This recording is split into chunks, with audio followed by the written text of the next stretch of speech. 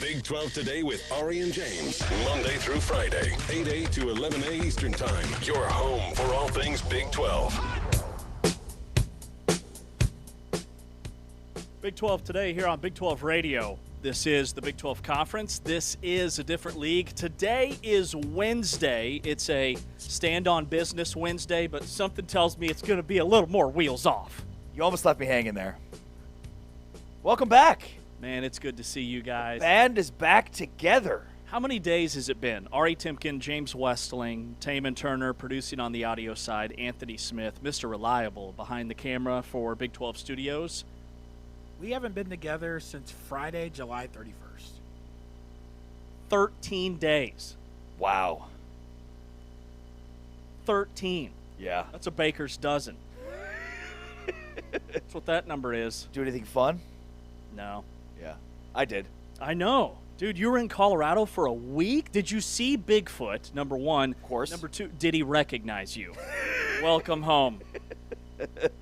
So I've been talking this week. Every day I've spent a little bit of time talking about my trip to Mesa Verde National Park. Mesa Verde National Park was like 2.5 hours from where we were staying in Pagosa Springs. It's west. It's right by the Four Corners, which is Utah, Arizona, New Mexico, Colorado. It's where all four of those states come together, which is the heart of Big 12 country. Yes, it is. Arizona, Utah, Colorado, New Mexico. And, you know, the things that I've been talking about with Mesa, like there's one thing I've kind of left out in my discussions about my trip to Mesa Verde National Park, and that is that it's the only national park that isn't just beautiful in its nature and surroundings. It's the only national park that's created to protect the works of human hands rather than just scenery. So the big draw of Mesa Verde National Park is the cave dwellings. So the ancient pueblos lived at first atop these caves for like hundreds of years. I'm talking about like in 800 AD, okay? And then after like a few hundred years of living on top of the cliffs, they started to make these cliff dwellings below, and they lived in those caves basically from like early 1200 until late 1300 is my understanding. So nobody knows why they moved down, and then eventually they abandoned those cave dwellings. But the cave dwellings were like insanely intricate, like, I mean, elaborate cities, like dwellings that go on for miles. I mean, across literally 4 different states. Now the national park is just in Colorado, and you could see all, like, they had temples and meeting places, and they had like the Cliff Palace had more than 150 rooms.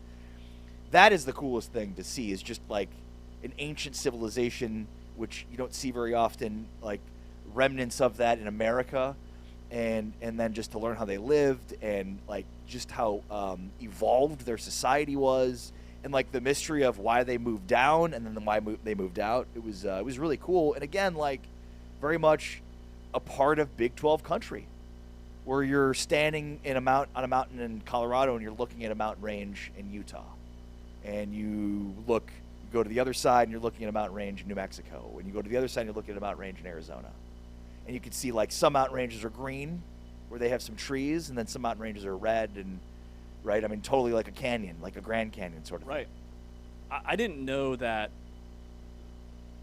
type of like megalithic structure even existed. Either did I. Here in America. Either you hear about Egypt and Mexico, and right. Peru's got a whole wild thing going on Picchu. there. Yeah. I have Machu no Picchu. idea. So you saw like actual remnants of like, hey, this was a city at one point in time. Yes. Yeah, cave dwellings. I mean, literally underneath certain areas in caves where they built out these neighborhoods in all these different caves. And these go on for miles. I mean, it's crazy to think, like, I'm doing this hike, and I just see rocks. That's what I see. Mm-hmm. 800 years ago, some dude pulls up, and he's like, yep, we're going to make cities here. Right. It's like, what? Well, you know, don't call it a conspiracy theory. Call it subjective indifference. Going around that, like, all these megalithic structures all across the world, the timeline may be off on, number one, when they were built. Number two, how did they build them? If they were built during the timeline that initially scientists and researchers and archaeologists thought. Like, there's a big wave about all these unanswered questions, because the more we dig into it, like, the more our technology advances for us to investigate their technology and how they put all that stuff together. So when you were in there, was the mathin', or were you like, how did they do this? Yeah, I mean, I have no idea if the math was mathing, because I don't know what. Like, I've seen one in Tula, Mexico, and it was okay. It was pretty cool, but like, in my brain, I'm thinking, okay, I can see how the Aztecs and all of this stuff during the timeline they're saying this was built. There was nothing super advanced, but now they're finding like some of the stone, like, symmetry and cutting techniques that were used. They've done experiments to find that, like, there's no way they could have been using the tools that we thought initially they were using. So it's pretty wild. Yeah, I'm the type where it's like, you tell me that was built by Pueblo Indians in the 1100s, I'm gonna believe you. Yeah. I'm not gonna be like, oh, well, I'm not sure. No, that stuff's just evolved. Super cool to me, though. It is. I mean, it really is. It's incredible, because it's the building blocks of civilization. And it also, I don't know why I thought about this, but as I was like walking through the cave dwellings, because you could take tours and go through there, I just thought about like the Big 12 in college football, which seems kind of odd, but like, think about like a Texas Tech. It wasn't just built overnight, right? I mean, there were foundational builds. There was so much that went into what this football program is today. BYU is the same. So in many ways, it's like, yeah, you look at like the remnants of how this thing started, and now we're looking at like the full picture. And look, you can look at Ohio State or Michigan or some of these other programs that have been there for a long time. Like, the Big 12 is just a collection of programs that are trying to build in the same way that Texas Tech, BYU, and Utah have built to be a sustainable winner. Those three programs, we'll see about Tech, but they look to be. BYU and Utah certainly have been. And Arizona State has the makings of it, especially the right coach and the right person in place.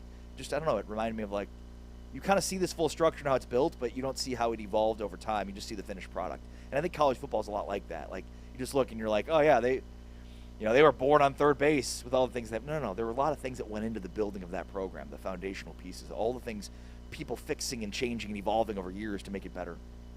Prove on it. I just saw the first ever college football top 25 poll. Yeah. Which was from 1936. The preseason number 1 team was Minnesota. Preseason number 2 was Duke. And then it went Army, Northwestern, Purdue. You've got USC and Notre Dame at number 6 and 7. And then you've got programs like Yale at 10, Duquesne at number 11, St. Mary's at number 12. So to your point, like, just that alone shows how much the sport has evolved over time. And like, Penn State didn't just suddenly show up and end up there, right? Like, they had to build cave dwellings, and then over time they evolved something else. And I don't know. That was, as I was walking through, I was like, it's kind of cool to just see like the foundational buildings of like society and how that translates to so many other areas of our society. Dude, that is super cool. Had no idea that existed. Mesa Verde National Park, right in the heart of Big 12 country. And it's in Colorado? Yeah, so I'm trying to remember the town it's in. I mean, it is super remote. Like, it is, there's nothing going on there. And even like Pagosa Springs, which is a, decent city, I suppose you could say, is pretty remote as well. And so it's all like right there on the New Mexico border. So you're just driving west. Pagosa Springs is like 20 miles from New Mexico. So it's right there. You just drive straight west to go across, because you're right there at the four corners of Utah and Arizona and Colorado, New Mexico, right in the heart of Big 12 country. Dude, that is sweet. Man, that's awesome. So not a lot of athletes coming from that pocket of the country. Not a lot of people, human beings. By the way, Kyle Wilson on our YouTube channel, you can join us there, says, tuned in for Big 12 and I'm getting an education, but honestly, it kept me here, LOL. Yeah, there you go. By the way, Kyle, there is a structure in India that makes the pyramids look like a drop in the bucket. Were they built by aliens? I don't know who they were built by. We'll 7,000 years. We'll unpack that later, but it's there and nobody knows about it. But now people are discovering it, and it's massive and it's super intricate. It's like, how did they do this? So not a lot of homegrown talent from that part of the country, I would say. But Big 12 teams This is from College Football In Depth, which is this deep dive analytical company that's using AI and coming up with some pretty cool stuff. They have ranked the Big 12 teams in terms of what percentage of their rosters are considered homegrown. And I don't have the exact radius in front of me. I'm assuming it's from their state. But BYU tops the conference at 81.9% of their roster being considered homegrown talent. So that means a higher player retention percentage, less reliant on the transfer portal. Okay, so they're evaluating this based off of player retention. BYU number 1, TCU number 2 at 78.5%. You're seeing the rankings now on Big 12 Studios. Texas Tech checks in at number 3, Utah at number 4, and Cincinnati at number 5 in terms of retention and percentage of their roster. They call it homegrown talent. I call it retention. Yeah, and so there's a few angles to this. Number one, this is a new phenomenon, right? Like pre-2021, you're not going to find much discrepancy in terms of homegrown talent. You're going to find like most rosters are between like 90 and 98% homegrown talent. Now, here's what's interesting about this. Okay, so you have the Big 12 list. I'm going to give you the national list, okay? There are 2 Big 12 teams in the top 10 of the national list. Those are the top 2 we just identified, BYU and Texas and TCU. Third is Texas Tech. Want to take a stab at where they are nationally? So if those 2 are in the top 10, I'm going to guess Texas Tech is top 20 nationally. Top 30? Nope. Top 40? Nope. So there's a massive gap between 42nd nationally. So what does that tell you about the Big 12? And we're talking about 6 percentage points between number 2 and number 3, TCU and Texas Tech. But one of those 2 are in the top 10 and the other one's in the top 50, you said? Yeah. Top 45. Top 42. This is pretty indicative of the state of the Big 12, not saying good or bad. It is a transient conference. That's what this tells you, that we shouldn't be surprised that the blue bloods of Georgia and Ohio State are at the top of this list. Actually, I should tell you that the top of the list is the Army, the Air Force, and the Navy. Okay, those are the 3 top in homegrown talent. Not a lot of transfers there. 4th is Clemson, 95%. That shouldn't surprise us either, right? But then, again, you get to the usual suspects. It isn't necessarily like a straight line in winning, right? Because Indiana just proved it. Indiana was at 58.6% homegrown last year, which is 85th nationally. And their quarterback wasn't there the year before, who won the Heisman and was the first player taken in the draft. So it's certainly in history of college football, and Indiana's the one exception with even in recent history, you've got to have a high percentage of homegrown talent. But it's mostly about like, yeah, the blue bloods are going to get the 4 and 5 stars, and then they're going to keep those guys, and that's part of their homegrown talent. Whereas the Big 12, and to a lesser degree the ACC, but the drop-off is fairly significant in terms of just teams in the top 10, top 20, top 30, top 40. Like it's clear where the Big 12 stands here. It is the transient conference. And again, it's not like, it's not good or bad. It's just an observation, and I would say it's probably bad if Indiana didn't just win the national championship last year, but they did.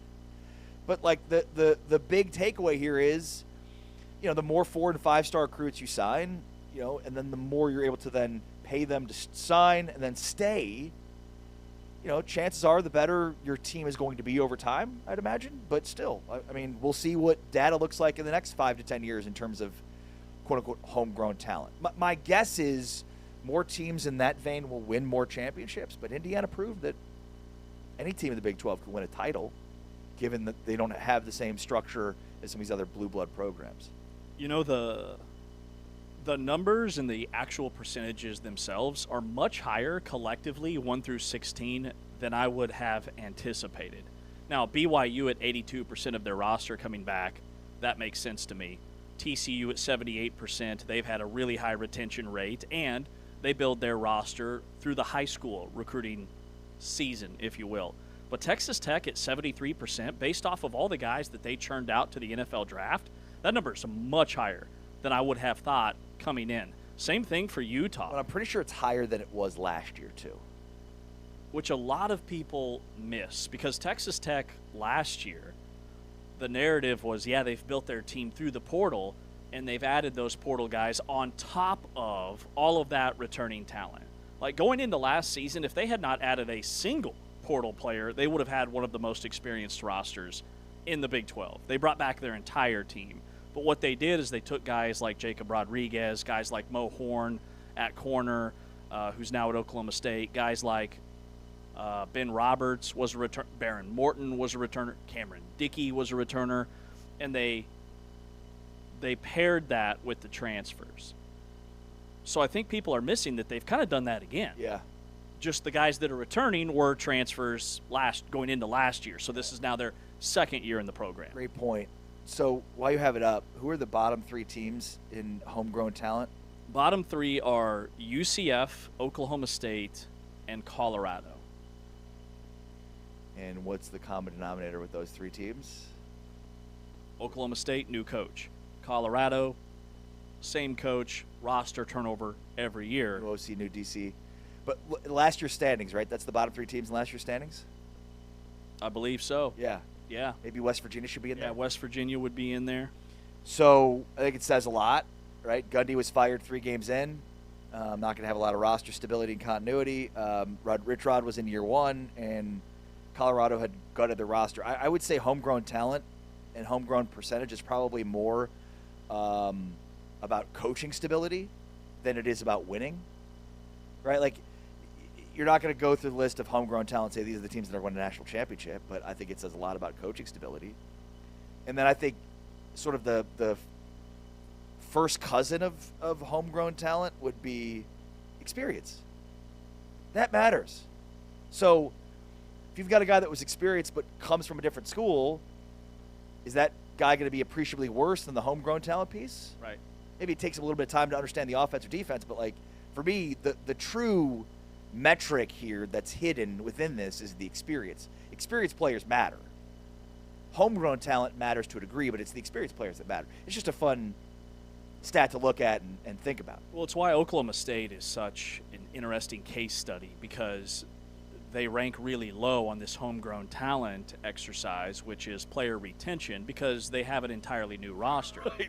But that entire roster are transplants from North Texas, where they played for the same coach, the same coordinators, with each other. And then a lot of the transfers are guys that were at North Texas 2 years ago and have kind of like what's going on at Houston with Willie Fritz. Most of their transfers were at Tulane with Fritz 2 seasons ago, which is why this new era of recruiting is super interesting to me, because it's like you never burn any bridges. A guy you may have missed out on in the recruiting cycle could land back with your team 2 years later, 2 years down the road. By the way, this exercise, I totally missed the assignment. I researched homegrown talent in terms of what teams in the Big 12 are recruiting closest in proximity to their university. You want to take a stab at who's number 1 in terms of average commit distance? So you're talking about just geography of commitments. Geographically. So who has the closest average commit mileage? Tech? No. Oh, no. It's probably Utah school. Also no. Because BYU and Utah, their numbers are very much impacted by the fact that they get players that are thousands of miles away because of the affiliation with the school and the church. Yeah, yeah. You want to give me a clue here? It is a school in the state of Texas. TCU. Baylor. Baylor's average commit distance is 169 miles. 70% plus of their roster is from the state of Texas. Wow. Number 2, and this was a bit of a surprise for me, is UCF. 271 miles on average. 79% of their roster is in-state. Well, and I if you're in Texas or in Florida, then you better be recruiting Texas and Florida. Those are 2 of the best states for high school talent in the country. I'd argue the 3 best are California, Texas, and Florida, but Georgia is really, Georgia as a talent, as a state with talent, is probably in there in terms of the Big 4. So what about TCU, Texas Tech? What about the other, Houston? So TCU. And Baylor is obviously pretty centrally located too, which helps a lot, right? You're closer than TCU is to Austin. and there's the talent bed that there is in the Hill Country and the Austin, San Antonio areas. It makes a ton of sense. And TCU is a little bit deceiving because they have a really high in-state percentage, but the average mileage is 398 miles because they have A national recruiting base. Yep. Texas, Oklahoma, Louisiana. So I went and I looked at some of the other programs nationally because Georgia was the first one that came to mind, right? Georgia's actually near the bottom of the entire SEC because they are plucking 5-star talent from all over the place. They've hit that benchmark where I think it doesn't matter where you're at. I'd be curious to see what percentage of their talent is in-state because, again, Georgia is emerging, I think, is becoming one of the better states. Again, there's the top 3 of Texas, Florida, California. I think Georgia's part of that conversation now. So I'd be very curious to see what percentage is from Georgia and if they're having a difficult time, like if Georgia recruits are in the national game more too then, if the result of Georgia playing into more national recruiting footprints, if that means that's what Georgia recruits are doing too. And like the Texas and Florida recruits, it's a big deal because like a 3-star in Florida or Texas is probably better than a 3-star in another state. Yep. Same thing for Georgia. So with Georgia, there are, I can think of at least one, probably 2 or 3 schools in the Big 12 who have identified the fact that Georgia is now recruiting very much on a national level and bypassing some kids from the state of Georgia who proved to be really good players. Kansas State's, like after the state of Kansas and the state of Texas, the 3rd highest state on K-State's roster is Georgia. Duke Shelley in the NFL, corner from Georgia. DJ Reed, corner, NFL, from Georgia. VJ Payne is from Georgia. Kansas State identified that, hey, there's a lot of leftover talent in this state that are really good players. UCF has some kids from Georgia. So it's a really unique state in terms of Georgia's now looking at California, Texas, kids from all over the country and leaving that talent there ripe for the taking. That's really cool. That's an interesting angle to this homegrown talent piece. Again, just maybe doesn't tell us anything other than like interesting observations about the talent pool, the geography, where kids are going, and I think most importantly for every school to identify kind of their main base. Like I think every school needs to have a national recruiting base, but I also think like more than that, you have to first identify like what's our first target? What does our first target look like? What state are they coming from? If you're in the state of Texas, it has to be Texas. There's too much talent here. If you're UCF, it has to be Florida. There's too much talent in Florida because you're not gonna get the 5 for the most part. You're not gonna get the 4 and 5 stars from Texas. TCU is doing it. Or Texas Tech is doing it. TCU to a degree is doing it. But even the 3 stars are going to turn it. We've seen lots of 3 stars turn into 5-star type talent from Texas. Same with Florida as well. High level 3 stars. All right, coming up next, we look at Bruce Feldman's Freaks list is out. 101 players. How many from the Big 12 are considered freaks in the best way? Coming up next, and then Gene Taylor later this hour, the AD at Kansas State. He's all right. I'm James. This is Big 12 Radio. We are brought to you by our friends at Modelo.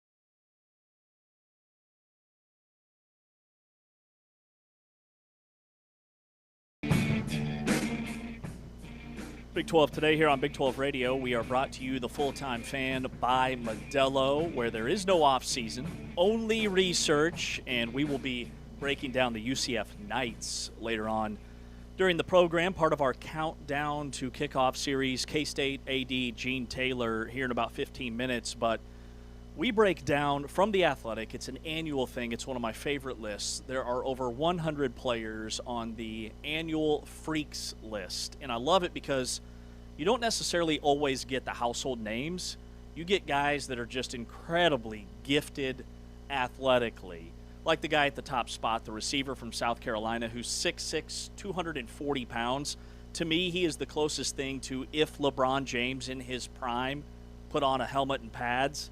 But for the Big 12, you have to go all the way down to number 61, and that's where we lead with Shadray Hurst, the offensive lineman from Houston, who at Tulane, they cut him off in the weight room. He was power cleaning almost 400 pounds, and Tulane said, hey, let's not risk injury. We're cutting you off there. At Houston, though, Willie Fritz, he's not about that. He's improved his bench to 475, his squat to 655 pounds. How many 45 plates is that? A lot. 12, 15, somewhere in that range. A ton. Like, I would love to see the bar. Yeah, right. Like, just Like, hanging he actually- down. Yes. The bar itself is only 45 pounds. It's madness. Yeah. Ben Roberts is number 62, the Texas Tech linebacker. Does it say anything that the Big 12's, I guess, top freak prospect is number 61? Last year there were some guys that were a little bit higher on this list, but it's just a list. It doesn't necessarily translate to the best. This is not ranking the best 100 players in college football. Right. Well, and even if it was, it might, it probably would include more Big 12 players. But yeah, it's not. It's looking for freak traits. Shadray Hurst was the only Big 12 player that was on this list in 2025 as well. So you better believe Willie Fritz when he tells you that, like, they fixed the O-line issues, and Hurst is a big reason for that. But yeah, 6 is man, that's a low number. The number was 9 in 2025, and there are guys that are on this list that played in the Big 12 last year. Brett Eskildson, the Iowa State receivers at Penn State now. Abu Sama made this list. Of course, we've known him at Iowa State under Matt Campbell. Now he's at Wisconsin. Sincere Bowers was at West Virginia last year. Jamon Tapp from Arizona State, now at Memphis. So, look, some of these guys are on this list. Like, you're not leaving Arizona State for Memphis unless, you may not be as good on the football field as you might be as big of a freak, right? Same with Kyron Duhan, who's a good player, but he's number 74 on this list. He transferred from Oklahoma State to Tulsa. You couldn't get any Power 4 offers. Couldn't get Power 4 money, right? So it's the freaks list is always a fun list to look at. It certainly is kind of like the homegrown talent thing we talked about. Like, it's not nothing in terms of teams and talent and personnel. It's not nothing, but it's also not everything. And it's not like, oh man, this is the worst thing that's ever happened to the Big 12. They only have 6 guys on this list. And certainly if Bruce Feldman puts a lot of work into this list, but I'm sure he could go through every roster and find guys he didn't put on this list. Totally. It's the third year in a row that Tulsa, who you mentioned, has been featured with a player. It's also the third year in a row that an FCS school in Central Arkansas has had a player, because before he was at Cincinnati, Jake Gaudet was at Central Arkansas and was on this list. Kari Ashley, the tight end from TCU, Alexander Deuce, an offensive lineman from Arizona, and Evan Tingestal, the offensive lineman, preseason All-American, the highest graded guard in the Big 12 last year from Pro Football Focus, makes the list. But the guy I am most excited about is the wide receiver at Oklahoma State, Justin Bowick. So everybody talks about Wyatt Young. He was one of the top receivers in the country last year. I had him as the number 1 wide receiver in this league. He's going to be an NFL player. But in that system, there's plenty of footballs to go around and catches to go around. Justin Bowick, the Oklahoma State wide receiver, comes from Illinois. He's 6'5", 210 pounds. He only had 22 catches last year, but 5 of them were for touchdowns. so he's a massive red zone target. He topped 22 miles an hour in the GPS. Spoiler alert, that's really fast. He had a 1.36 10-yard split and back squatted over 500 pounds. He is a freak and the only wide receiver from the Big 12 to make this list. And there's a lot of raw talent and athleticism and quickness in the Big 12 at that position. Like, I really like that position for the league. So it was a surprise to me to see him as the one guy they highlight. Yeah, from Atlanta, Georgia. Spent 2 years at Eastern Illinois University, which is don't laugh at this, football powerhouse. It's where Tony Romo and Jimmy Garoppolo played. It's where Sean Payton played and coached for a period of time. Mike Shanahan as well. Brad Childress, who at one point was the Vikings head coach. So it really is like a cradle of great football for some random reason, Eastern Illinois University in Macomb, Illinois. But then he went to Ball State, then he went to Illinois. So he's kind of done a college tour here, but this is really his second big crack, I would say, at a Power 4 with Illinois last year. Like you said, he had 5 touchdowns on how many receptions? 22. That's insane. And the speed at his size, 6'5", and, 210 pounds. Feldman points out that he ran, the shuttle, he had the shuttle drill. Here, where is it? Oh, yeah. 1.36. 1.36 in the second 10-yard split. That is ridiculous short area quickness for a 6'5", 210-pound receiver. The other part to this list is 3 of the 6 are offensive linemen, 0 defensive linemen. Which last year, David Bailey was on this list. Romello Height was on this list. Dante Corleone. Corleone was on the list. Eric Morris has never had a receiver built like Bowick. At North Texas, all of his receivers were small and quick and shifty, and his top 2 guys, Wyatt Young and Miles Coleman, came with him to Oklahoma State, but they're both like 6'1". Coleman's actually about 5'9", 5'10". This is a big target that I bet he is super excited about. The other news that I had in terms of freaks, Baylor defensive lineman Hosea Wheeler cleared to play. He's good. He's going to be on the field. The defensive tackle transfer from Indiana, he was their number 1 portal commitment. Just another anchor up front. This is a huge win for the Bears, and Joe Klanderman's defenses at K-State thrived when they had like just a massive defensive tackle, and that's what Wheeler is. Yeah, leadership, ability. You got a guy now in the middle of your defensive front that has won a national championship and was a big reason for it. That's Baylor is a definite dark horse in this conference, and it starts with the fact that their defense is going to be dramatically improved from what we've seen the last 2 years, which for Baylor fans I'm sure will be a breath of fresh air because their defense has been absolutely brutal. Also, Bruce Feldman claimed that Ben Roberts, quote, might be the strongest linebacker in college football. And when you look through from a numerical standpoint in terms of like what he's lifting and what stood out, 405 power clean, 700 squat, just going across the board. Sammy Brown at 385 and 600, Spencer at 375, 565, Roberts 405, 700. I mean, it's nobody else is even close to him in terms of those numbers. I feel like I've underrated Ben Roberts because of Jacob Rodriguez from last year.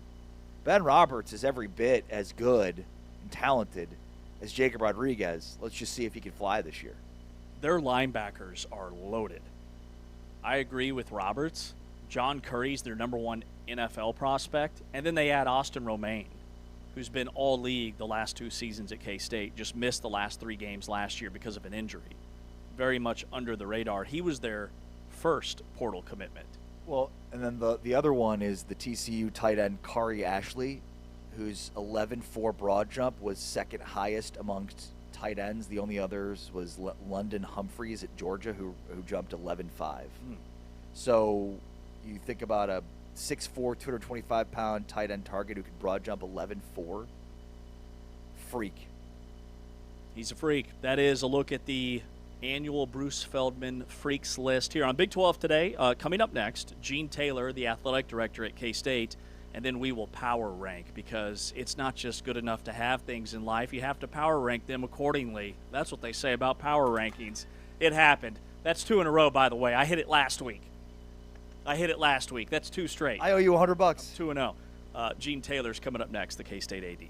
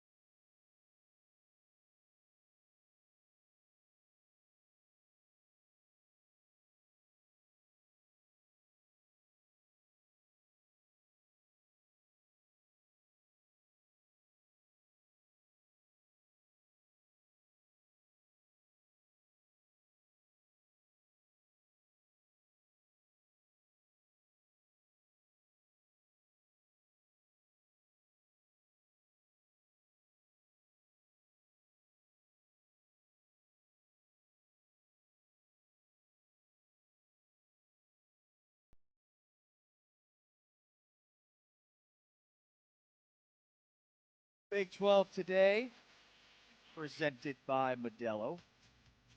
A quick reminder that tickets for the Big 12 championship game, a pre-sale is underway, but general sales get underway on Friday at 10 a.m. Stay tuned for that. The champ game is a Friday night this year, as a reminder. At 7 p.m. on ABC. General public seating starts at $109 and is $75 for students. General admission tickets go on sale this Friday, and perhaps a team that could be playing at Arlington for a Big 12 championship. Kansas State Wildcats, led by Colin Klein, and their athletic director, Gene Taylor, is joining us here on Big 12 Radio. Gene, how are you? I'm good. How are you doing? Doing very well, thank you.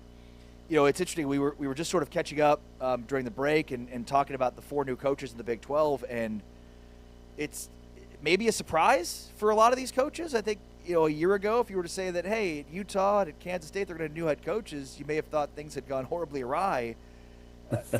And they haven't, right? I mean, just circumstantial for you to be able to bring back, you know, with Klein Min being such a good coach, winning a Big 12 championship at K-State, but really an opportunity with Klein and how his ascension and his history at K-State, it just made too much sense. Yeah, if I'd have messed that one up, they'd have probably run me out of Manhattan. But yeah, no, obviously,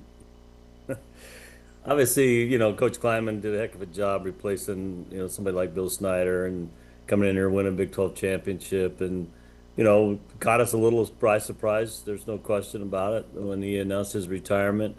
But the timing was perfect. You know, Colin left here wanting to someday be able to come back. I don't think we all knew it was going to be as quickly as it did. Obviously, he was at Texas A&M as a coordinator, offensive coordinator for 2 years, but worked out really well. He's been awesome since he's been here. You know, I find it interesting sometimes. I'll introduce him at certain events, and people look at me like, Gene, I've known Colin since he was a freshman in college. You know, so. But no, he's done a great job adjusting to the role, and, you know, things will continue to change throughout the fall, but we're really excited to have him and his staff. He's done a really good job putting his staff together. Gene, in what ways does Colin Klein remind you of Bill Snyder? You know, I see glimpses of it, you know, at practice, when he finishes practice, some of the details that he focuses on, you know, outside. You know, obviously the summer, you know, you get here, he's into recruiting and he's busy then, you know, but just his amount of detail and literally wanting to be involved with as much as he can with this program.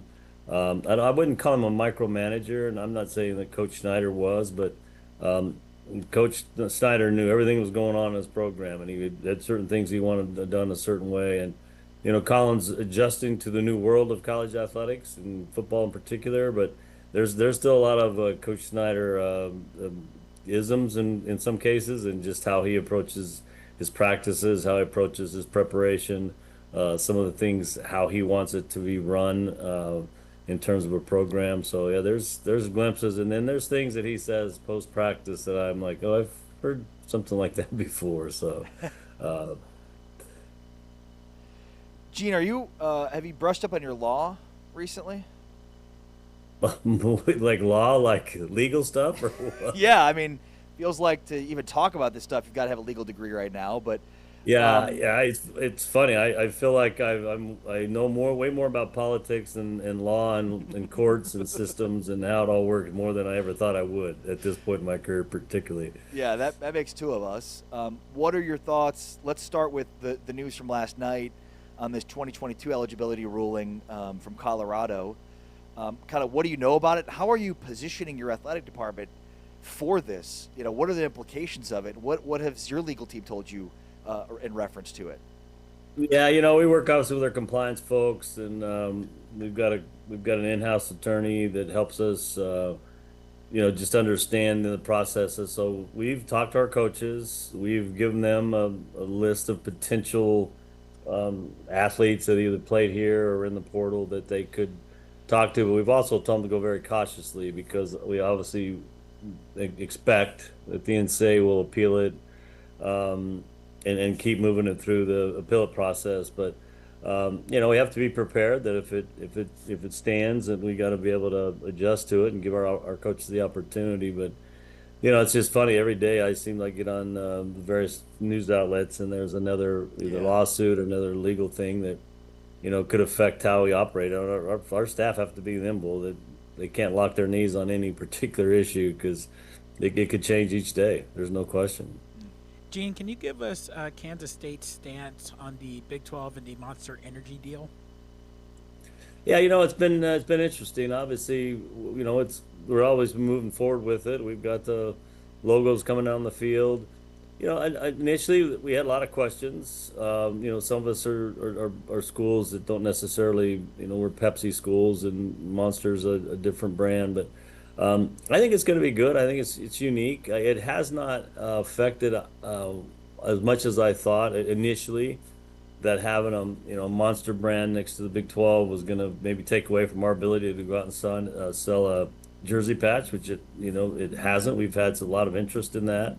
Um, and the money's going to be helpful. It's we'd always like it to be more, but I would say this: I think Monster's excitement about being a part of the Big 12 could lead to bigger opportunities down the road. And so yeah, I mean, I think it's so far it's been a benefit, and it's been a mostly easy transition once we got the deal signed through the Big 12. They've been very responsive to the schools, from what I understand.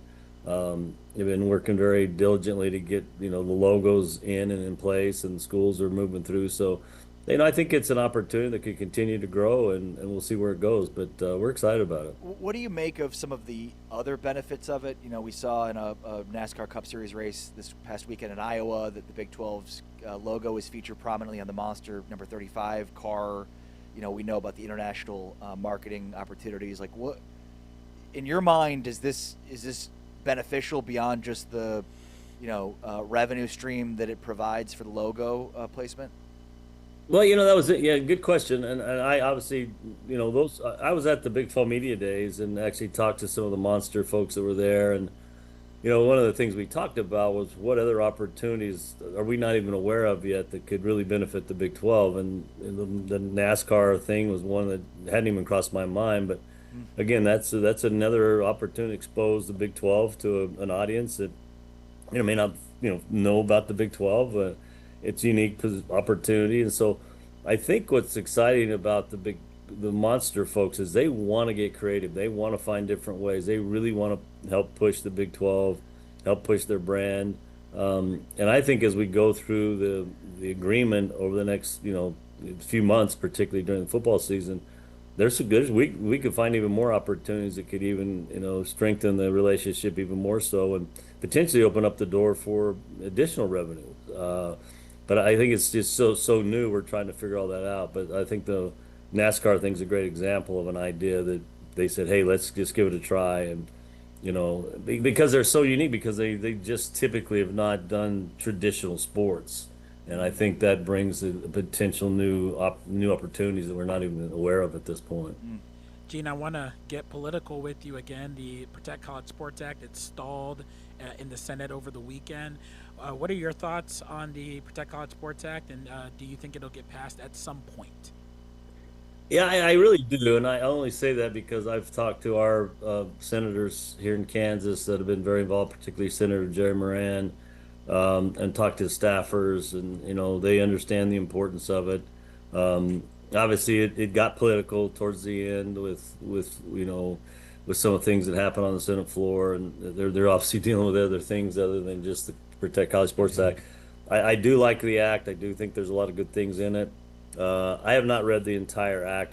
Couple of our colleagues in the Big 12 have, and I think it's 170 some pages long, so I haven't quite delved through it. But I think there's a lot of good stuff in it. My hope is when they come back in September, it'll get on the docket early. There's certainly some challenges to it with other members of both the Senate and the House, but I just know there's enough conversation and enough of the schools and this that we hope we can just continue to push our senators to get it out of the Senate, and then it's got to go to the House and probably have some changes there. But I like what's in there. I think it's needed. I think we do need to get it passed, and I certainly I'm hopeful that it gets passed in September. Curious, have you had issues scheduling P4 opponents in the future? Have you guys had games canceled? What does this look like for future scheduling? Because the SEC and the ACC are going to 9 conference games, and is there a situation where the Big 12 can't schedule Power 4 opponents in the non-conference to add a 10th Big 12 football game? No, we haven't. I mean, we just, I think we've got a couple out years handled already. We haven't announced the games yet, but there's a couple. We haven't had any canceled. We didn't have any Big Ten or SEC opponents on our schedule over the next few years. Obviously, we've got Washington State this year. I think we've got Oregon State down the road. We scheduled those when they're in the Pac-12. That's one of the things we have to talk about as the Big 12, depending on where the college playoff goes. If it goes to 20 or 24, or if it stays at 12, whatever the number it ultimately comes out to. I think that's a conversation, because right now, as you know, we play the 9 Big 12 opponents, and then one of our league policies is we have to play a 10th P4 opponent. So, that could be a factor in our abilities to make the playoffs. And so I think those are conversations we're still talking about from a scheduling perspective as a conference. But right now, we have not had a lot of difficulty finding a P4 opponent. Matter of fact, we've been in conversations with a Big Ten school, potentially. But again, we haven't finalized any of those deals. But we'll see where it goes. But I think the people are going to have a harder and harder time are probably some of the FCS and FBS programs, in my opinion. But we'll see. Great stuff. Great insight, great perspective there. How's your summer been? Have you had a chance to get away, go somewhere? Yeah, it's gone fast. They typically do. I don't know what happens. It seems like graduation comes in middle of May, and next thing we know, it's football season. I got a little bit of away around the 4th of July. Typically, I take about 2 weeks around the 4th, and we got about a big weekend. And then my daughter lives here in Manhattan. She works for us at K-State, and she and her husband were moving from in town to the place out of town. So I spent the second week moving her and her husband with the other folks. So my second week off was in town moving my daughter. But it's been good. I play a little golf, not a ton, not as much as I like. Particularly, sometimes I kick myself for not getting out more. But it's just been good. There's just been a lot going on. Obviously, Yeah. Colin's new, and so the month of June he had a full slate of weekends with official visits, and wanted me to be involved in some of those. So, but it's been good. And next thing we know, we're going to be kicking off a football game. I guess the good news is we're not in Ireland this year. Yeah. So we've got an extra week of preparation. Yeah, well said. I'm sorry to hear your daughter moved away, though. Do you have any grandkids? No, yeah. Well, actually, she's just outside of town, just about 20 minutes. Got so it, okay. Yeah. Okay. Yeah, So we not have too one. far. We have one grandson, brand new. His name's Weston. He's about 8 months, almost 9 months now. So Wow. we get to see him quite a bit, and that's been fun too. He's been around quite a bit, and we get a lot of time with him. So it's nice. That's awesome. Well, congrats. Maybe someday Weston will be on the football team. Let's hope so. Let's hope he, is good enough an athlete, but he probably won't get that from his grandfather on this side. It may have to come from his grandmother on this side or the other side of the family. I don't know. We'll see. Gene Taylor, athletic director at K-State. Thank you so much for your time. As always, appreciate you very much. Take care. Yeah, absolutely, guys. Hopefully we'll see you again throughout the year, and should be a fun season, no question. Yeah, cannot wait for it. No Thanks, doubt about Gene. it. Happy to get away from lawsuits and into talking football.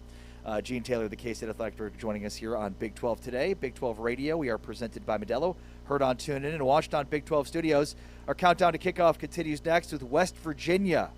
We're telling you what we know, what we don't know, camp battles to watch, injury news, depth chart, and all the latest on West Virginia football as our countdown to kickoff series continues next. This is Big 12 Today, presented by Modelo. Heard on TuneIn and watched on Big 12 Studios. Blitz coming, jailbreak, and they run the perfect play. It's small, he's big, he's down inside the 5 to the 1. BJ Payne tripped in. came up to save the touchdown. What an effort here. And there it is. They fake the handoff and to the backside. And another tackle for loss at the 20, this time by VJ Payne. They tried to get the man on the edge on the far side, and VJ was having none of it. It's always about how you finish. Kobe Williams hit by Payne. Second down. And he'll make you pay. Handoff. Parker gets stuffed, stays on his feet, and now is going to go down. 12 play the drop. Hands off to Hishaw. Steps through an ankle tackle and rumbles below the 30. EJ Payne finally got him to the turf. Kansas State going to try and put some pressure on his floor. Steps up, floats one toward the end zone. Does not have a receiver there. And that's an interception to end the half. BJ Payne with his first interception of the year. Fourth downs this year. A big one in this second half. Brown stopped originally, and the ball comes out. Is the play dead, though? The whistles came after the ball came out.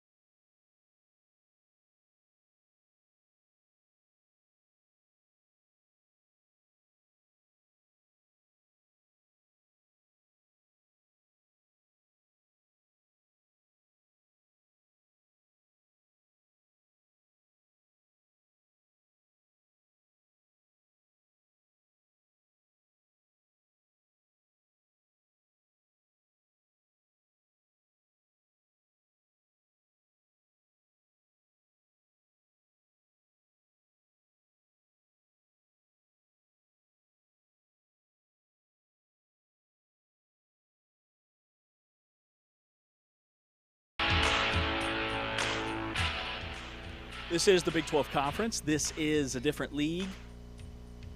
Heading into another hour here on the program with Ari Timken on social at Ari Sports. That's ARI Sports. I'm James Westling on social at James Westling. T-Chains on the audio. Anthony Smith on the video. The All-State Across the Conference show is about to begin. Sydney Staples will be our guest this hour, co-host of Across the Conference with this guy. When do you guys run it back? Great question. Okay. Not to put you on the spot. Great question. Well, hey, today's August. Soon enough. That's the answer. Today's August 12th. Just as soon as they confirm we're going to be on for a second season. Right. That's the headline. Well, today's August 12th. ESPN college football starts August 29th with week 0. I don't have a contract. It's coming. It's coming. Okay. Same type of deal. Yeah. Right? Yeah. Totally. Everything's so last minute in today's world.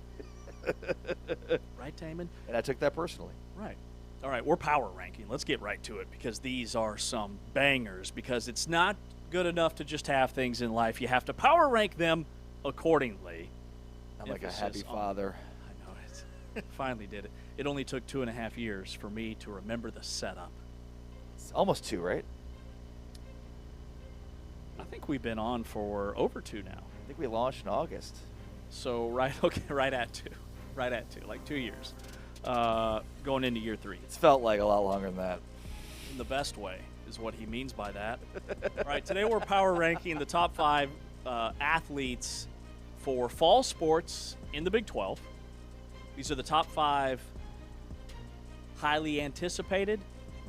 Yeah, I guess, what based on what they accomplished last year and expectations for this season. So this would include women's soccer, women's volleyball, football, and men's and women's cross country. I totally missed on cross country, but let's go. Let's go. Number 5. You're up first. Oh, that's right. Number 5 is L.J. Martin, the running back for BYU, who's the leading rusher in the Big 12. 1,300 yards rushing, 12 touchdowns, Big 12 Offensive Player of the Year, 222 rushing yards against Cincinnati. BYU reached the title game, didn't win it. Probably why he's not higher in this list, but also one of 2 football players I'm going to have on my list. L.J. Martin, number 5, for the top 5 Big 12 fall sport athletes. All right, number 5 on my list, I have a Kansas Jayhawk. Never mind, it's not Isaiah Marshall. It is Reese Patak. What a punch through the face. Middle blocker, volleyball, blocks like a wall. 6'3", in 2024 as a freshman. Took over mid-season. A starter went out with an injury, and she has shined ever since. Was 3rd in the Big 12 in blocks per set last year. Top 10 in the league in total blocks. Hit 307. That was as a freshman. 2024 Big 12 Freshman of the Year. Honorable mention All-American last year. Preseason All-Big 12. I've got her at number 5. What's her name? Reese Patak. Is that how you say it? I don't know. Okay. No, That's my best guess. Yeah, no, it sounds right. Do you know? Yeah. What is it? I think it's Tasic. What? I actually have no idea. But if I were to take There's a guess, a P and a T and a C and an E and a K. There's an A in there somewhere. yeah, it feels like the P is silent. Tasic. Okay. All right, number he 4 said for me is Hope Leba, Colorado soccer. Led the nation with 22 goals in 24 matches, program records in goals and points. Colorado had a nice run last year, both in the Big 12 tournament and the NCAA tournament. They look to go further this year. Hope Leba is the returning best player in the Big 12, and she's number 4 on my list. All right, number 4 on my list is a TCU, this is my sleeper pick, Bella Diorio, because she missed all of last season with an injury. I like this one. So you have to go back to 2 years ago when she was the Big 12 Forward of the Year, first team All-Big 12, Big 12 All-Tournament team, second team All-American, and a Herman Trophy, which is the soccer version of the Heisman Trophy finalist. Bella Diorio suffered a gut-wrenching injury right before last season about this time, but she is back. She is healthy. TCU's a power. Voted as the number 1 team in the preseason poll. I've got Bella Diorio at number 4. Yeah, really helpful when you lose your best player to replace them with the person that was your best player the year before. Number 3 for me is Nomi Glover, the Arizona State volleyball player, the Big 12 Player of the Year. Also, the Big 12 preseason Player of the Year in volleyball this year, number 3 on my list. The only Big 12 player in volleyball on the AVCA first team. He had 423 kills, which seems like a lot of kills. Arizona State is 0-8 all-time in the NCAA regional semifinals. So they're trying to get past that, and this could be the year because of Nomi Glover, number 3 on my list. I also have Nomi Glover at number 3. the outside hitter for Arizona State, the preseason Big 12 Player of the Year. We're talking volleyball, became the 4th Arizona State Sun Devil to ever become a first-team All-American last season. And her dad is Leroy Glover, who spent 13 years in the NFL as a defensive lineman, was a 6-time Pro Bowler, and she says that mentality that he raised her with is ingrained in her. I've got Glover at number 3, so we've got a hit. Yeah, Leroy Glover, really good player. I mean, big dude. Big-time player. Did he go to Arizona State? That I don't know. Yeah. I meant to put you on the spot there. Number 2 for me. Wait. Are we at number 2? Number 2. Thank you, Taman. Jane Hendegren, BYU cross country. Her name came up a lot when we talked about ranking all athletes across all sports throughout last year because she set NCAA records at 3 distances, 2 NCAA indoor titles, 2nd at cross country nationals by 13 seconds. The reason that she's probably not higher on this list is she did not win the NCAA cross country title but finished 2nd by 13 seconds. Jane Hendegren set for a huge year this year after setting 3 NCAA records last year as a freshman, and she's number 2 on my list. Major miss on my part to exclude her because I went football 1 and 2. So glad Jane made the cut. I've got Noah Fafita at number 2, the Arizona quarterback. Just all the things he's done. We've highlighted him time and time again because of his community service, because of his on-field production. He's just a dude. 3-star recruit out of high school. This will be his 4th year as the starter at Arizona. I've got the Arizona quarterback, Noah Fafita, number 2. Number 1. A.J. Holmes, Texas Tech. Because of Texas Tech's defense and how good it was last year, the players they lose along that defensive line, A.J. Holmes to me is so important for Texas Tech. He's probably the most important player given, again, Melo Height's gone, David Bailey's gone, Jacob Rodriguez is gone. He's going to be the anchor of the middle of that defense as he was last year. Huge expectations, 40 tackles, 9 tackles for loss, 4.5 sacks. 4 of his line mates got drafted. He's the one who stayed.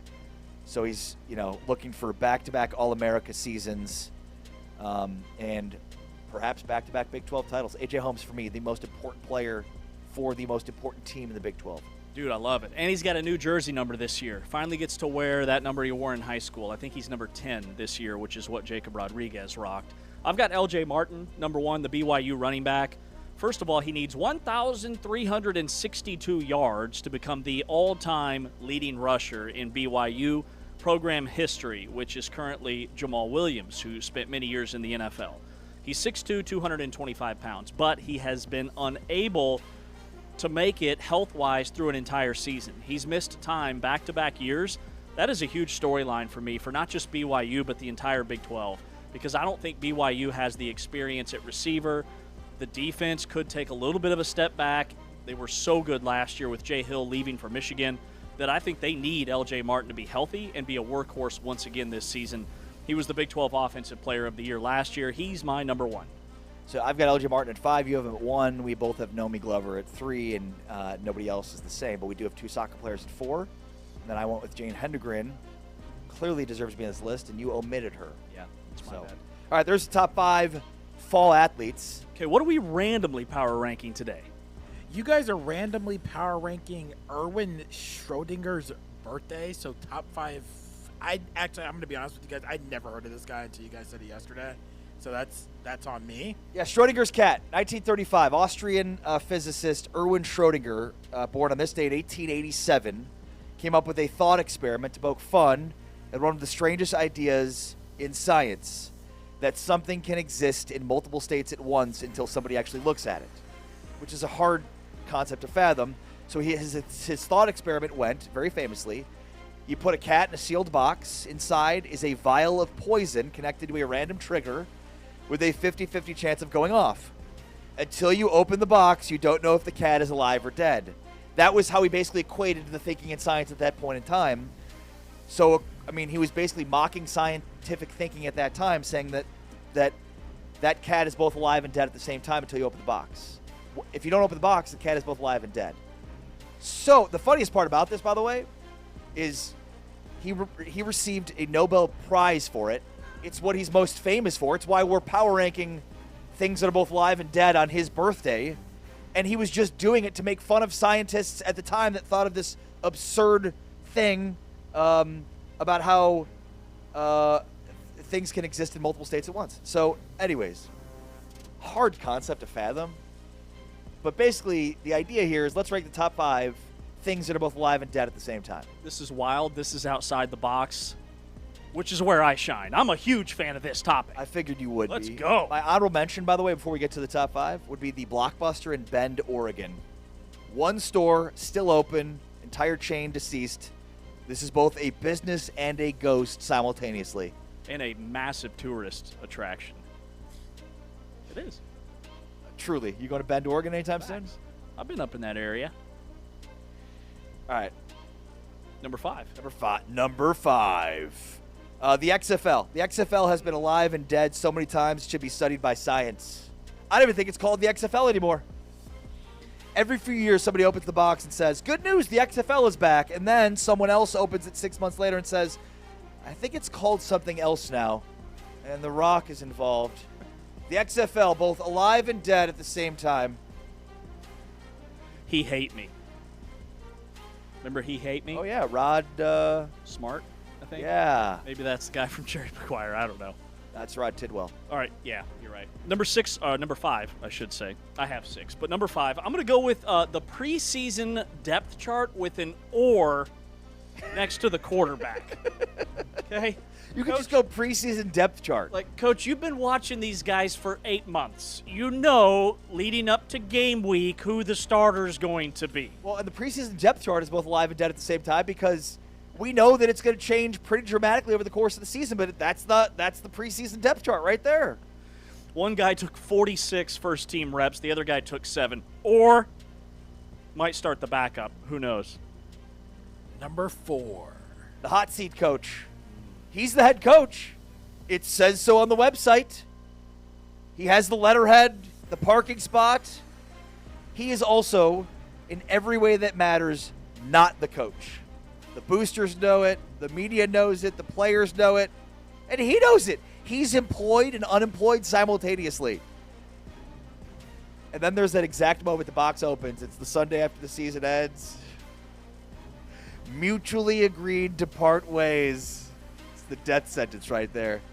Mutually agreed to part ways, maybe the most single, alive and dead Oh, yes. sentence in the English language. Totally. Number 4 for me, your favorite college football team, down 17 with 4.5 minutes to go. Still alive, according to yours truly. But All we very need, dead. guys, is a touchdown here. Down 17, 4 minutes, no timeouts. We just need a touchdown, an onside kick, another touchdown, one more onside, and a field goal, and we win this game. Even if you have 3 timeouts, you're effectively alive and dead at the same time. 4:38 to go, down 17. There's still a chance, but it's over. So you're saying there's a chance. Number 3. The New Year's resolution, both alive and dead at the same time. You made it. You meant it. It's August. Did you quit? No! You didn't quit. Quitting requires a decision. And you've made no decision. That's the trick here. The resolution is alive because you've never officially abandoned it, and dead because you haven't done a damn thing about it since the second week of January.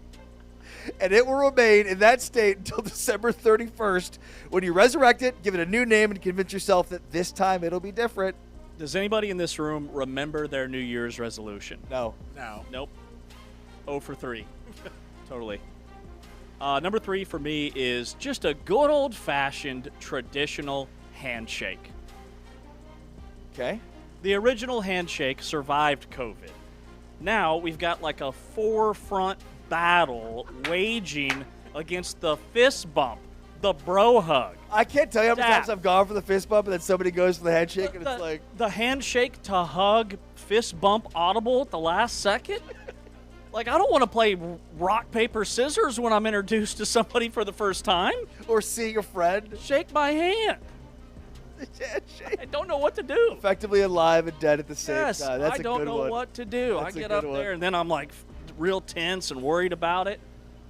Like, what are we doing here? And then you got to just read vibes. It's like, this guy's going to want a bro hug. I can sense Vibe it. check it. You vibe check it. This guy, he's old school, handshake. This guy might hug me. I don't know. But panic sets in and it overwhelms me. Number 2. Number 2 for me is the Pac-12, the reigning, defending, undisputed champion of this category. It has a name. It has a commissioner. It has a website. You can visit the website right now. It also spent the last couple of years essentially as 2 schools and a logo. That's not a conference. That's a living, breathing corpse of the media rights deal. The Pac-12, effectively alive and dead at the same time. Now it's just a bunch of schools with state at the end of their name. Fresno State, San Diego State, Washington State, Oregon State, Colorado State. Do you have a state? Texas State. You got a state? You're in. The day will come when the Pac-12 Boise State. will merge with the Mountain West. I think it already happened. Kind of. They just took a bunch of Mountain West schools, and Mountain West said, uh-oh, let's go get Northern Illinois, because that makes sense. Go Huskies. You ever been in the mountains of Northern Illinois? All right. Where are we at?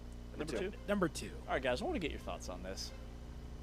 Local, traditional, 92.7 The New Zoo radio.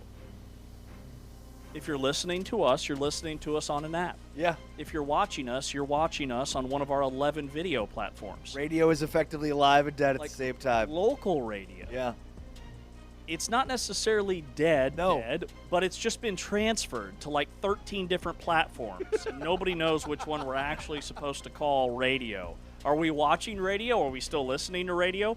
Podcasts with commercials, that's local radio. That's what it is. But it's this totally different format. It's just in this weird, like, hybrid no man's land. Let's just call it spoken word format, shall we? Yeah. Yeah. Radio, podcast, it should do. It's a good one. It's a very good one. Wow, for the record, Glad you guys leaned in. for Ari's Pac-12, Leroy Glover, San Diego State alone. Throwing that out there. Thank you. Number 1. The group chat. 11 people, 0 messages since last October. Nobody left. Nobody muted it. And every single one of them would swear the group is still active. It's a room full of people standing perfectly still in the dark, all waiting to see who moves first. The chat is alive. The chat is dead. And then somebody sends a thumbs up and briefly administers CPR. We all have that group chat. Yes. That's so good. Dude, I'm in a K-State group chat. There's only 3 of us, and it's just the other 2 guys talking nonstop all day to each other.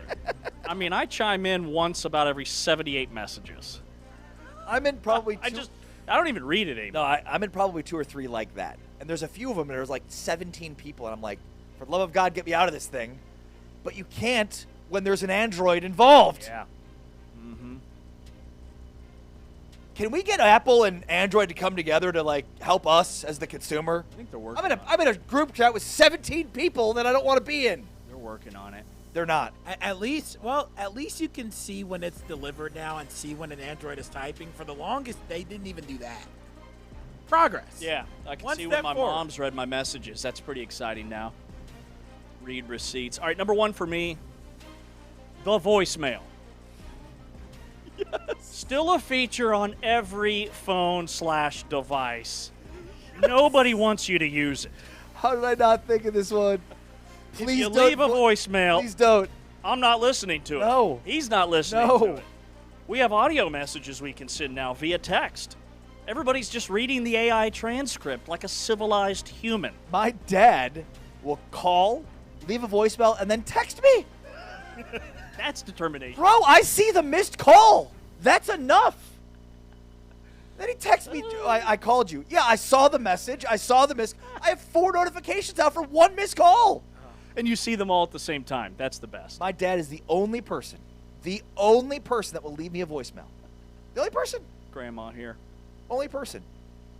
The voicemail is very much effectively alive and dead at the same Do time. you listen to them? No. See? I read the transcript like a normal person. I don't have time to be listening to things. I think my personalized, hey, when I'm not picking up my phone, you get my voicemail, leave a message prompt. It's from 1996. Yes, it has not been updated in a long time. I don't think I hit puberty yet. A friend of mine, Voice is very squeaky. a friend of mine told me the other day that I refer to mine as the voice mailbox. Wait, what? I haven't listened to it, but he's like, did I just hear your voicemail, or you say leave a message in my voice mailbox? It's very proper. You got to lean into that. There's a box. People can leave voices You in got there. to lean into that. I like it. Write me a letter. It's a fun list. That's a See, good I list. feel like thinking of things that are both alive and dead at the same time way easier to comprehend than Schrodinger's cat. Yes, our list was very, very easy to digest. Yeah. Schrodinger's That cat. whole experiment. That's I the lost brilliance you of halfway Schrodinger's through. cat, right? Stop thinking about that poor cat. It's a thought experiment. It's not a real cat. Okay. Okay. Good. All right. Cool. It's just a thought experiment. But it's effectively one of the greatest thought experiments ever for a guy that did it and won a Nobel Prize and is known for it, only to make fun of other scientists. So think about that. You're a scientist. You live your whole. You're like he's like a quantum physics scientist. You live your whole life doing great work, and the only thing you're known for is making fun of other scientists.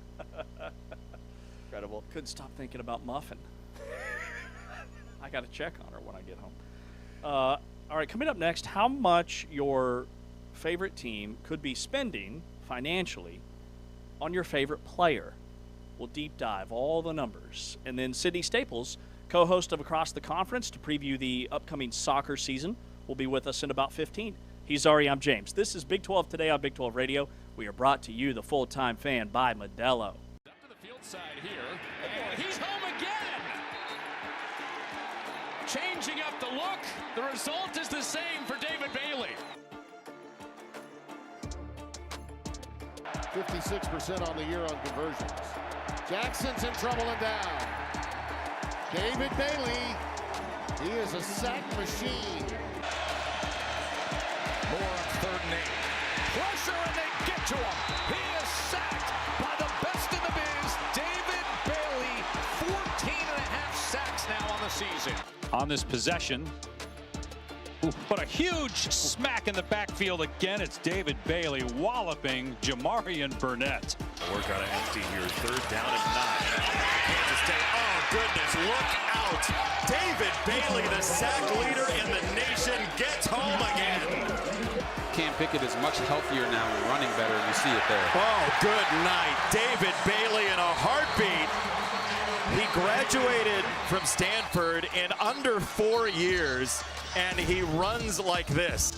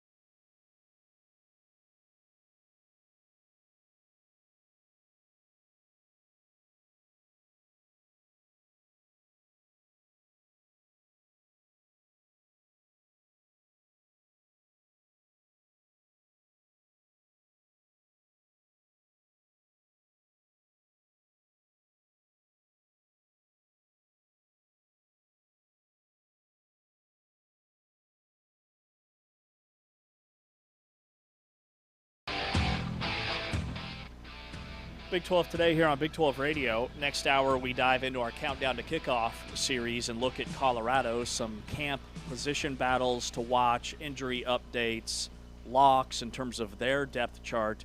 And in 15, we'll be joined by Sydney Staples, co-host of Across the Conference, to preview the upcoming Big 12 soccer season. But NIL has exploded. Roster budgets has exploded. The going rate, according to Max Olson of ESPN, who did this massive survey, for a power conference starter now costs more than probably most of our listeners' houses, definitely mine. And the Big 12 is paying a different price than the SEC and the Big 10 for some of the same talent. But this goes position through position. Quarterback, running back, receiver, in the trenches, linebackers, secondary. And before we dive into all the numbers, just the big picture takeaway for me is just how the quarterback position, like it did in the NFL, completely broke the market, right? GMs are spending an average of $2 million for a Power 4 conference quarterback, and that's average. That doesn't include like Darian Mensah, who got like an $8 million deal, Mestamaker $7.5 million for 2 years. Texas Tech was going to pay Sorsby $5 million. Some of the quarterback numbers, to put that into perspective, like Dante Moore at Oregon could have signed like a $50+ million NFL contract. He would have been a top 2 pick. He chose to stay in school because of his deal. While it's not $50 million or anything close to that, it's pretty dang good. So when you see the numbers like in front of you, what do you think is the biggest, most eye-opening, jaw-dropping thing? Yeah, so, Max Olson does a really good job of doing kind of deep dive studies on the NIL, transfer portal, college football market. And I think there's a few sort of pieces first to pick up here. And Max mentioned these in the piece. The first is, remember, there's just one transfer portal window now. So that, what he writes is basically the elimination of the spring portal, a period when teams tended to overpay out of desperation, resulted in fewer FBS scholarship players transferring this offseason, but also created a new level of urgency for roster construction in December and the frantic two-week portal window in January. So, basically what one agent told him, quote, now that there's not 2 windows, people ask me all the time, why is the market so high? That market's high because you've got one shot at this. When the portal's over, that's your team. So the huge difference now is the one portal window creates a level of desperation where, like, you've got a certain amount of chairs you need filled at certain positions, and if the music stops and you don't have those chairs filled, you might get desperate and overpay, and that certainly is what we're seeing. I also think, like, none of this should be a surprise because this probably mirrors the NFL structure, too, in terms of, the highest paid players are going to be quarterback. The highest paid players are going to be left tackles. The highest paid players are going to be defensive ends. Those are your 3 that are going to be the highest paid. In terms of the hierarchy there, depends on the player, but teams are going to overextend themselves to pay a lot of money for the right left tackle, the right defensive end, and the right quarterback. And there are some outliers, like Ohio State's wide receiver Jeremiah Smith. He was reportedly offered like $10 million to transfer. General managers think he's getting between $5 and $6 million this year alone. But he's an outlier.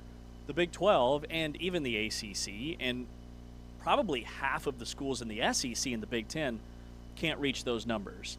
So the Big 12 is going to layer deeper. And where the talent pool is deeper, like at wide receiver and running back, to me, that's why those position groups stand out in the Big 12. In the ACC, when you look at the dudes that like Miami had last year in the college football playoff, Miami had some incredible skill position players. The Big 12, I think, stacks up as strong as any other league in America when it comes to the skill position guys. But when the talent pool is thin, how many Big 12 schools can match the type of numbers that an elite offensive lineman needs or an elite quarterback? That, to me, will be the biggest question going forward, like for next season and the year after.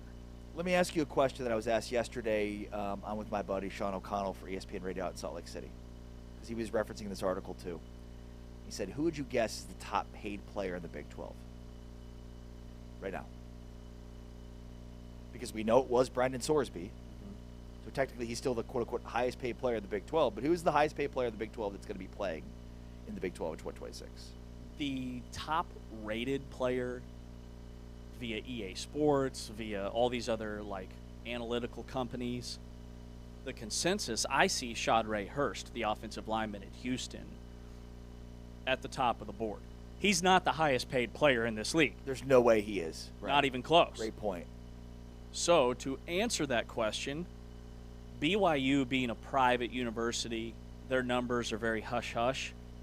I wouldn't be surprised if it's LJ Martin or if it's Bear Bachmeier. Outside of that, like I'm looking at programs. Probably go to Texas Tech.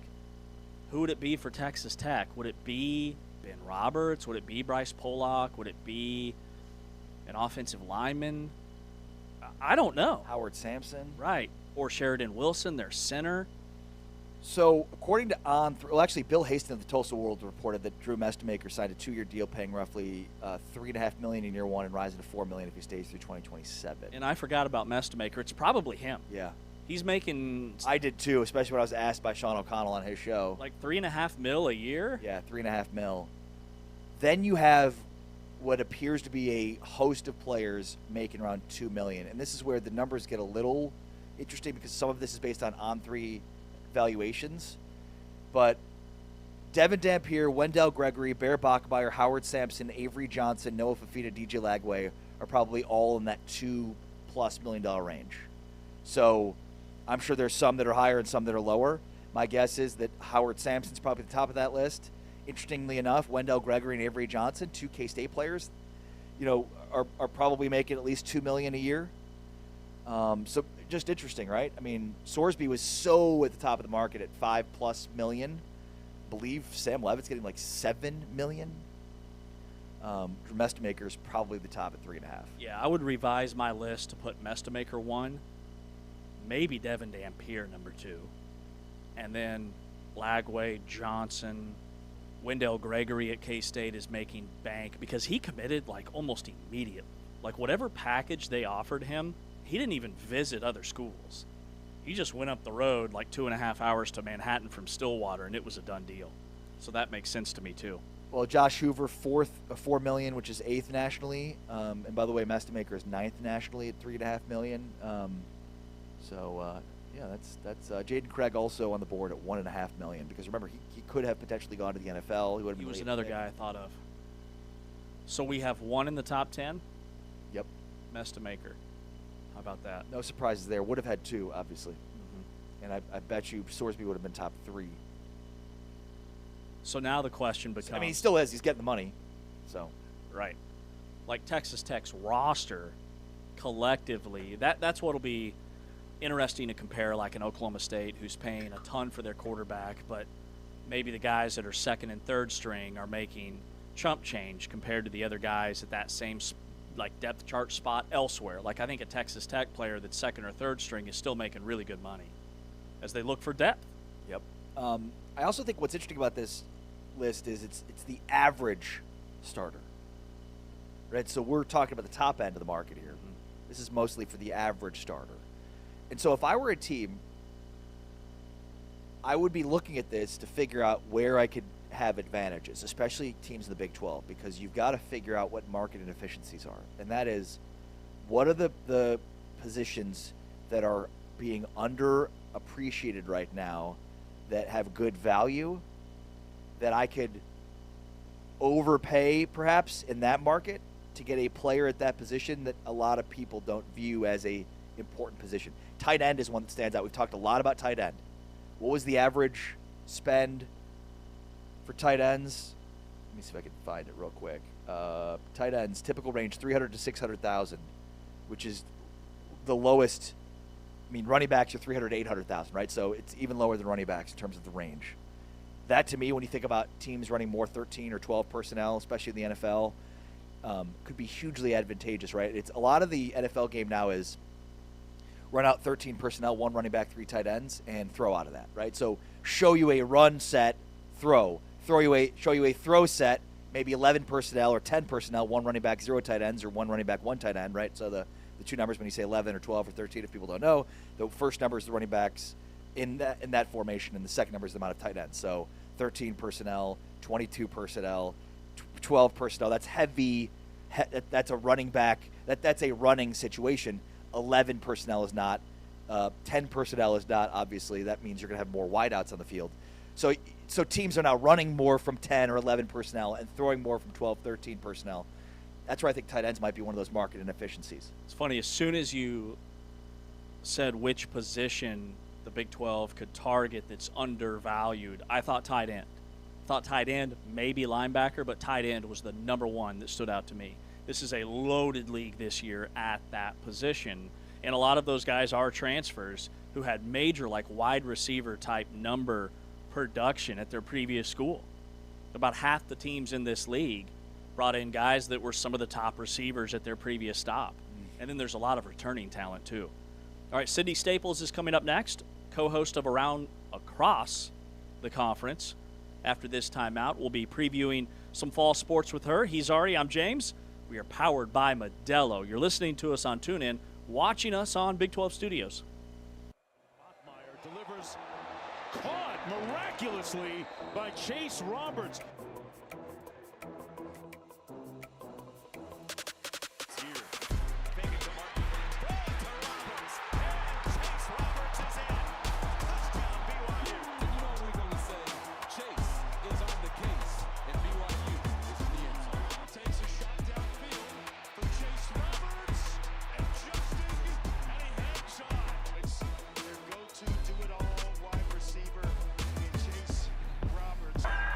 Comfortable in the pocket here. Chase Roberts turning it, coming the other way, inside the 30, and Chase Roberts. And it is a bookstore, but it's really a museum.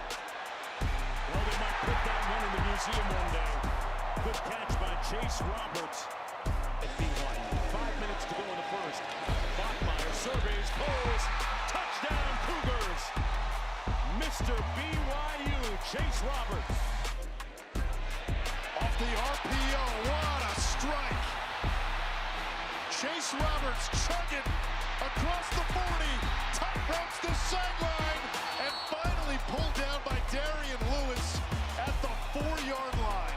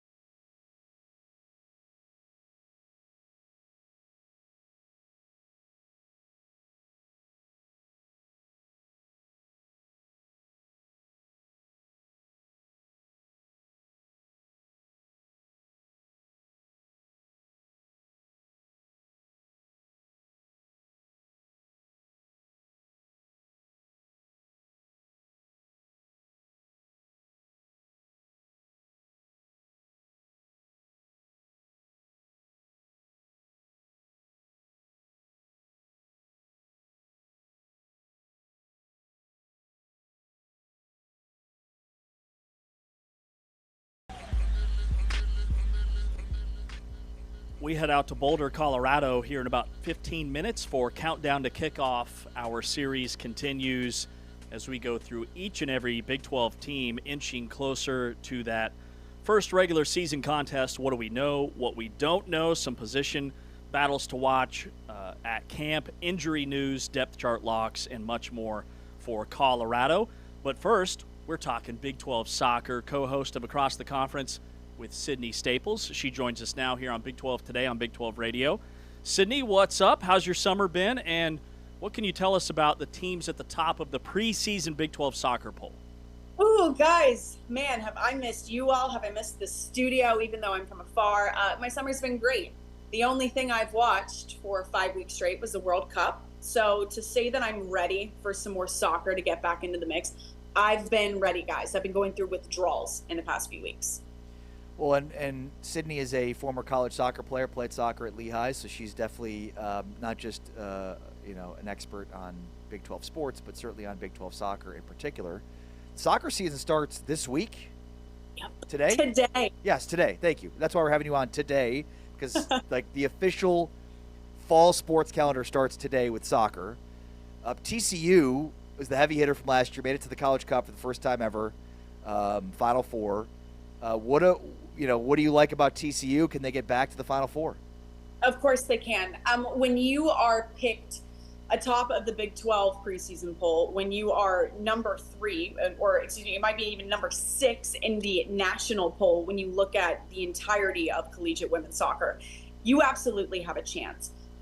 When you're returning players like a Cam Patton, and by the way, I know it's really exciting to talk about players on the offense, but when you are returning a stout defense, this is where you take it from, yeah, this team is pretty good this year, but then you're looking at, no, you really can return to the national championship stage and looking at things like that, because the back line is arguably the most important. They open up their season with Wisconsin tomorrow, which is already a matchup I'm really looking forward to watching. But listen, when you're voted atop the preseason poll, the coaches poll, I mean, the amount of honors that TCU has been given in the past really 2 years and building onto a third season, all eyes, fingers, ears are pointed in the direction to see the Horned Frogs succeed again for a third season in a row. Sydney, you said the back line is most important. So the league has 7 of its top goal scorers and assist leaders and point leaders from a season ago, but then it also returns 7 starting goalkeepers who all played over 1,000 minutes last year. So which one of those two do you see is most important in terms of returning production, and why? Oh my, I think that's a great question. Here's the thing, again, everyone's excited to talk about an offense, but what is most important is when you look at, when you're watching a typical soccer game, and I think anybody can understand this just from watching the World Cup, you're seeing a lot of substitutions made in a midfield, in a forward line. You're not seeing that on the defensive side of the ball, let alone if you're the goalkeeper. So no matter how many returning attacking players come back into the mix, goals, sure, they can happen. It's the back lines, those back 3 players plus the goalkeeper. That to me is what I'm looking for in terms of like a long-term sustainability over a season. When you compound 90 minutes over 90 minutes over 90 minutes in a back line, and by the way, times that by as many games in a regular season, versus, yeah, well, this forward gets 60 minutes this game, they might get 70 this game, they might even get 40. You see where you look more at, wow, the stoutness and the minutes compiled over time for a defense over an offense, and that's really what you're going to be looking for. What do you think is most important for success in college soccer? Oh my, a culture. And I think that can be overplayed. I think that can be coach speak, player speak, but as somebody that played the game, there's a difference in your bench wanting you, a player who is playing on the field, to succeed, that can take you over the edge. And I think in a new era of NIL, where maybe some individuals could be chasing money and opportunities a little bit more than wanting to go to a school because they have heart for the school, they believe in the program, the coaching staff, let alone the players that they play with. is the big difference. It's the culture aspect of it. And I'm not just saying this because you're a Dallas native, but I've seen it with my very own eyes with TCU women's soccer. And again, that's another reason. Defense, but also the culture that can get them there. Sydney Staples from across the conference joining us here on Big 12 today on Big 12 Radio. We are powered by Modelo. So 8 women's soccer teams were in the NCAA tournament last year. That tied a Big 12 conference record. Can the Big 12 do that again? And just how high was that bar that was set last season? The Big 12 is not the ACC, and that's important to have that distinction. When you're thinking about the blue bloods in collegiate women's soccer, you're looking at Duke, North Carolina, and those schools. I mean, shoot, I'm even looking at UCLA, now Big Ten, that, BYU is going to be opening up their season with here today. So important to have that distinction. But can the Big 12 produce 8 different teams getting to it again? Abso-freaking-lutely. Colorado picked number 13 in the poll. Kansas, 15. West Virginia, 20. Texas Tech. A squad I think has rather underperformed in the last few seasons. But considering you've underperformed and have still made the postseason, let's talk about the power and things that come into that, let alone BYU, Baylor. I mean, I could just keep going, guys. It is a stat conference, not the ACC, but one that is absolutely relevant. What about Colorado? They have a chance to pull through here. Hope Leba is one of the athletes we identified in our top 5 fall athletes. What's Colorado's chances here? Considering that, she was the Big 12 forward of the year last year, and what all is going on over in Boulder. I really like what we're seeing out of there. I like what we're seeing out of the Buffaloes. Consider this, guys, when you're returning 2 of the Big 12's top 8 scorers from a season ago, not just Hope Leba, but a second, that causes problems for a defense. When you are garnering 5 selections for the preseason team, and can we also remember, Hope Leba was the nation's leading goal scorer. A lot of positive things going on. When you look at the Big 12's preseason poll, does it check out, or who could potentially surprise people this year? West Virginia. When I'm looking at where everybody falls in line, I think it's pretty spot on. In fact, I could have maybe seen TCU going even higher, maybe 4-3. But West Virginia is a team, both in the Big 12 and looking at the country as a whole, that causes problems.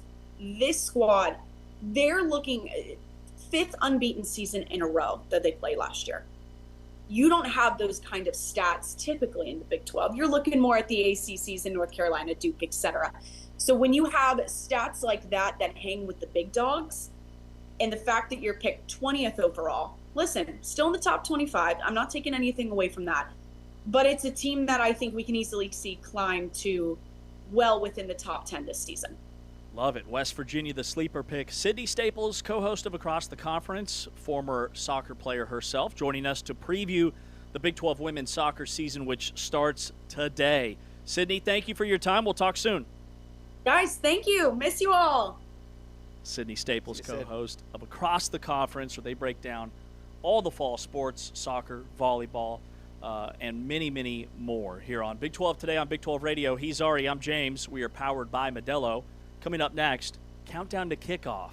We are just a couple of weeks out from the start of the college football season. Today we highlight the Colorado Buffaloes, position battles, injury news, depth chart locks. A lot on the line for the Buffs after a 3-win campaign last year. And then Brian Howell, the Colorado beat writer for Buff Zone, will join us in the next hour. This is Big 12 Today on Big 12 Radio, exclusively on TuneIn.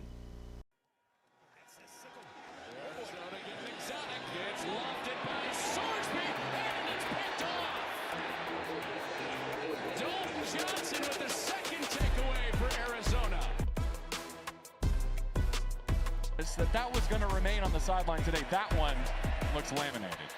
Look out here. Howland flung for a huge loss.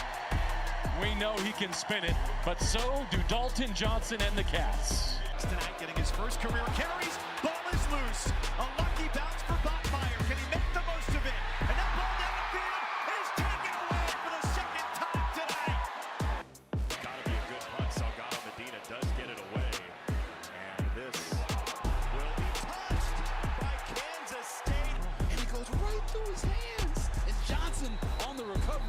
money on the spot. Lyman being able to swing it that well. Look at this second level blitz, and the Cats get hands on it again. Dalton Johnson part of that wave, back-to-back pass breakups. Out of the shotgun, jailbreak pressure, it's picked off, and it will be a pick 6 for Dalton Johnson. Wow, they got him at the 5. That was great defensive work. Wow, I thought no way they're going to catch up. 3rd and 22. Couple guys drop out. Sorsby in trouble. Gets it away complete. And he's wrestled out of bounds. Manny Covey.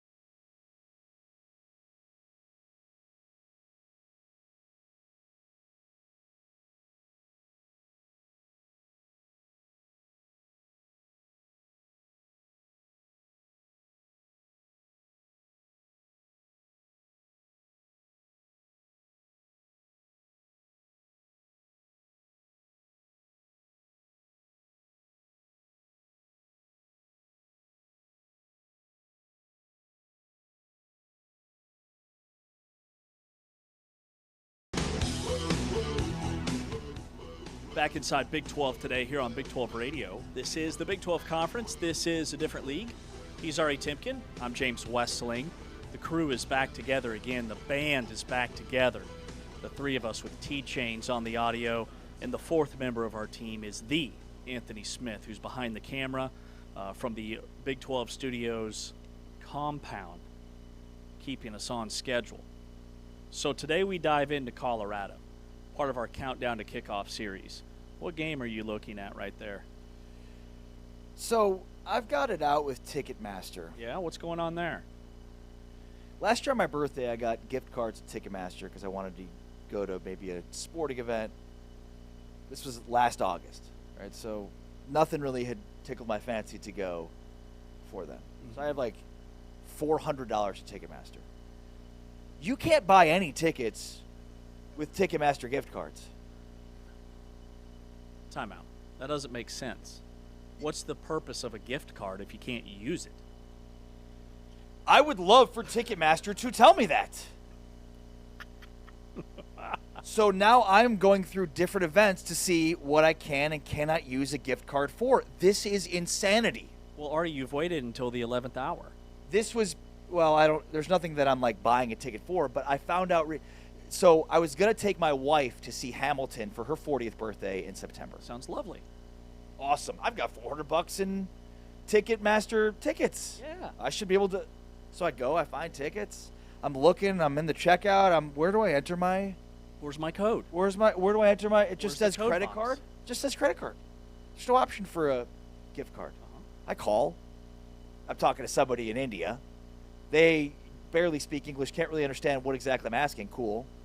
Can I elevate this? No. They'll tell you the same thing. And they just give you the same answer. Like, it can't be used for Major League Baseball, for resale tickets. And I'm like, but that's not this. Hamilton's. So it's like, what can I use the tickets for? What can I use the gift card for the tickets? So they have not acknowledged that there is a problem in that you have a gift card but no way to use it.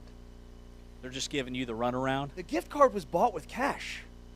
I don't understand why it can't be used as cash. It is the most insane thing ever. It is infuriating me. I have $400 to Ticketmaster I can't use. That's why the Big 12 partners with SeatGeek. Oh, trust me. I knew that before I went on this rant. I wouldn't have had I known. Well, I've just been rage baiting you, so. Thank you. But yeah, so I'm at different times checking out different events. I'm not even buying for that event. I just want to see what I can use my gift card for. Man, consumers are getting absolutely screwed in every way by so many different businesses. It's absolute insanity. The ticket business it's like the mafia. That's why I get my tickets on Reddit. You can't, oh yeah, that's probably a great place. You can't talk to anybody, you get no customer service, nobody cares. It's unbelievable. That sucks, dude. $400 is not, like, that's a pretty good chunk of change. It's going to be very fired up. Deep breath. It's going to be okay. Also, that is super annoying. Our friend Jeff Woody is getting ready for, he's got the Kansas game to start the year. Okay. And so he called me, he's like, hey, I want to ask you a few questions about Kansas this year, blah, blah, blah. And then he sent me some clips he's watched from last year and he sent me like a clip from like the Mizzou game. I'm like, why are you doing this? You're just getting me all riled up and angry all over again. This is the one where Lance Leipold played not to lose. I'm going to pull my hair out. To be fair, you are the poster child for a rage bait victim. Jeff has figured it out. He's like sending me clips of the I'm like, this game, the Cincinnati game. I'm like, oh yeah, Jalen Daniels fumbles at like the 5-yard line. Great. Awesome. All right, watch the last 3 minutes of this game. Tell me what you think. That's awesome. Colorado, Coach Prime, this is a big year for them. They won 3 games last year. So we've been raving about the wide receiver room. Now they lose Amarion Miller to Arizona State, but they bring in the nation's leading receiver in Danny Scudero. Taman, don't walk away yet. Let's play clip 1. I want to hear what Coach Prime says about the status of his wide receiver room. It's a much better room. Okay, it's a room that have accomplished a lot more. It's a room that is very unselfish. I love these young men. They blend together, but they got that thing about them, man, that they got it. Like they got that thing. They're not jealous of one another. They love the practice. They love the work. Joseph was out there talking junk on crutches. How you doing that? I said, Joseph, why are you talking junk on crutches, man? You gonna get hit out here. You know, you're an easy target. He's like, Coach, you know that competitive spirit in me. Like, but I like that. I love it. So that room, to me, is tremendously explosive. You know, when we talk about what we lost, make sure you talk about what we gained. Because we gained a heck of a lot more. I think 3 times more than what we may have lost in the process. And I don't call it a loss, I call it life. This is new college life now. You know, my man Jacket moved on up like the Jefferson. Well, now I feel so much better about the Colorado receivers because they've got that thing about them. Now, he did go on to add and say that they're 3 times better. Does that mean deeper? Does that mean more talented? But Colorado went 3-9 last year. They went 1-8 in the Big 12. Well, and on the receiver piece, so Danny Scudero has been dealing with a foot injury and has been seen in a walking boot. Cam Perry is managing an elbow injury. So now Sanders says Scudero is expected to be available for the opener, and Perry will be fine. But, I mean, you've got your number 1 wideout in a walking boot at the start of the season. That ain't great. I'd say that's a question mark more than it is a positive at this point in terms of the receiver room. They have more players there, but the health to me is a legitimate concern. And DeAndre Moore Jr., the big, highly touted transfer from Texas, dealt with injuries last year at Texas. And then Joseph Williams, who was their number 1 portal guy last year, the transfer from Tulsa. He led the nation in contested catch percentage. He missed most of last season with an injury. So that wide receiver room is definitely where I go for priority number 1 when it comes to injury news. Now, in terms of some position battles, what we know and what we don't know.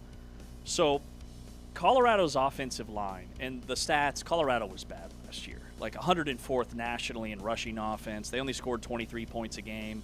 They were 112th in scoring defense. Out of 136 teams in the country, their rushing defense was 135. There was only one other team in college football that was worse at stopping the run. But the offensive line, so that's been an issue the last several seasons, right? Last year they allowed 38 sacks. That's a lot of sacks. But through the first 5 games, they were only giving up 2 sacks per game. And they were leading the country in pressure to quarterback time to throw. That's a true media Pro Football Focus data point. So the offensive line was fine the first 5 games. And then it just totally fell off a cliff once they started that quarterback rotation. Yep. Should we go through all these? Yeah, let's do it. Is that how you're doing this? Yeah. We haven't done this together yet. What do we know? What do we don't know? Those sorts of Yeah, things? hit me with it. Well, I mean, we know the quarterback, Julian Lewis. He's back. He's the starter. Isaac Wilson is behind him. We know him a little bit. Zach Wilson's brother. He started his career at Utah. And then true freshman Keneal Sweetwine behind him. All-name team. All-name team. I also think defensively, the front 7 could be a strength. The linebackers are a strength for this football team. And this was the hidden strength we talked about in the road to Arlington with Colorado. They've used a lot of 4-2-5 looks the past 2 seasons, but they are overhauling that look with 3 linebackers. Chris Marv steps in as the DC. Here's the deal. Colorado under Deion has not been able to run the ball or stop the run at all. So a 4-2-5 hasn't worked for them. They're going with a more traditional 3 linebacker set. They are committed to stopping the run. Gideon Lamprin, Tyler Martinez, Leona Lafau, who comes in from Texas. I know that front 7 is going to be a strength, and I know that rush defense is going to be a lot better than it's been because they're going to be running a much more consistent defense with linebackers that can go sideline to sideline. I think there's a lot that we don't know. I lead with Julian Lewis. Is he a legitimate Big 12 starter? We have a very limited 4-game sample in mop-up duty last year in which he was quite productive. But can he do that over the entire course of a season? Right.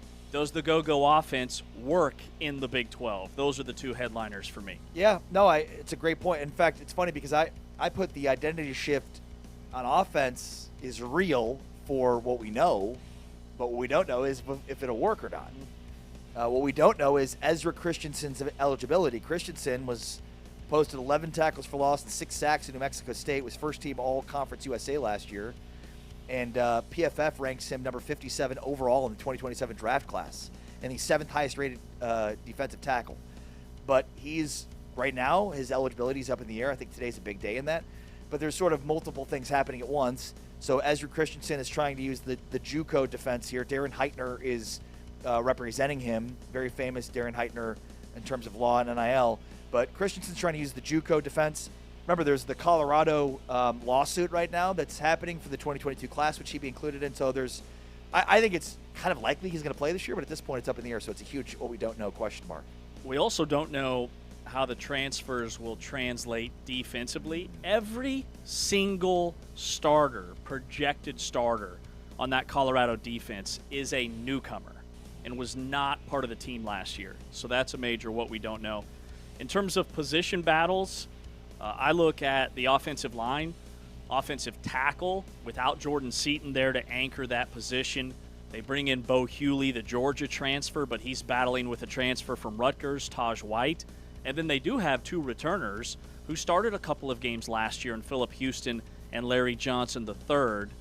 Centers very much open for discussion. Well, this is the one that I highlighted more so than any other on the offensive line. Demetrius Hunter comes in from Houston. He's the guy I think most expected to start, but Lafayette transfer Sean Kinney is pushing him. This is at center?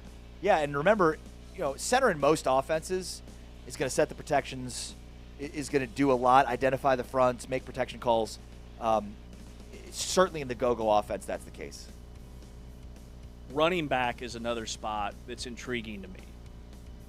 Because once you lock down the guys that are going to be protecting the quarterback and opening up, hopefully, holes for the running back, who's going to be running through them? They spent a lot of money on an Alabama transfer, Richard Young at running back.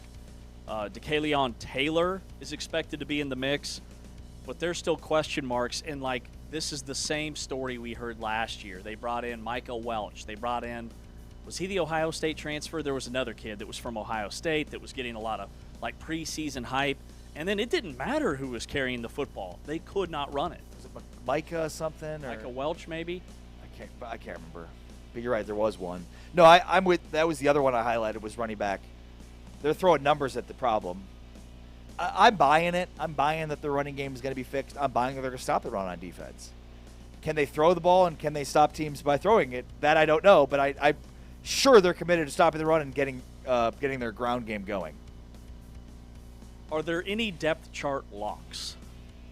Well, Julian Lewis, quarterback. I think Isaac Wilson behind him, I would think, is a lock.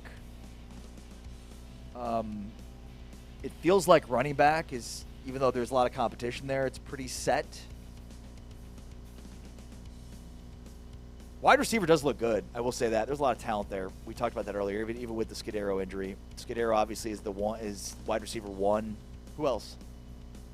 Scudero, Cam Perry. DeAndre Moore Jr., the transfer from Texas. They've got Joseph Williams returning. Dion might be on to something with the wide receivers. Zach Adkins, a tight end. I think he's going to have a big year this year.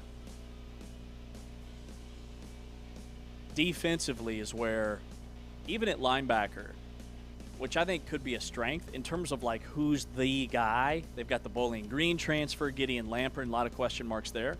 Here's what Coach Prime said about if building the program at Colorado has turned out to be harder than he expected when he got the job. I'm not going to say that.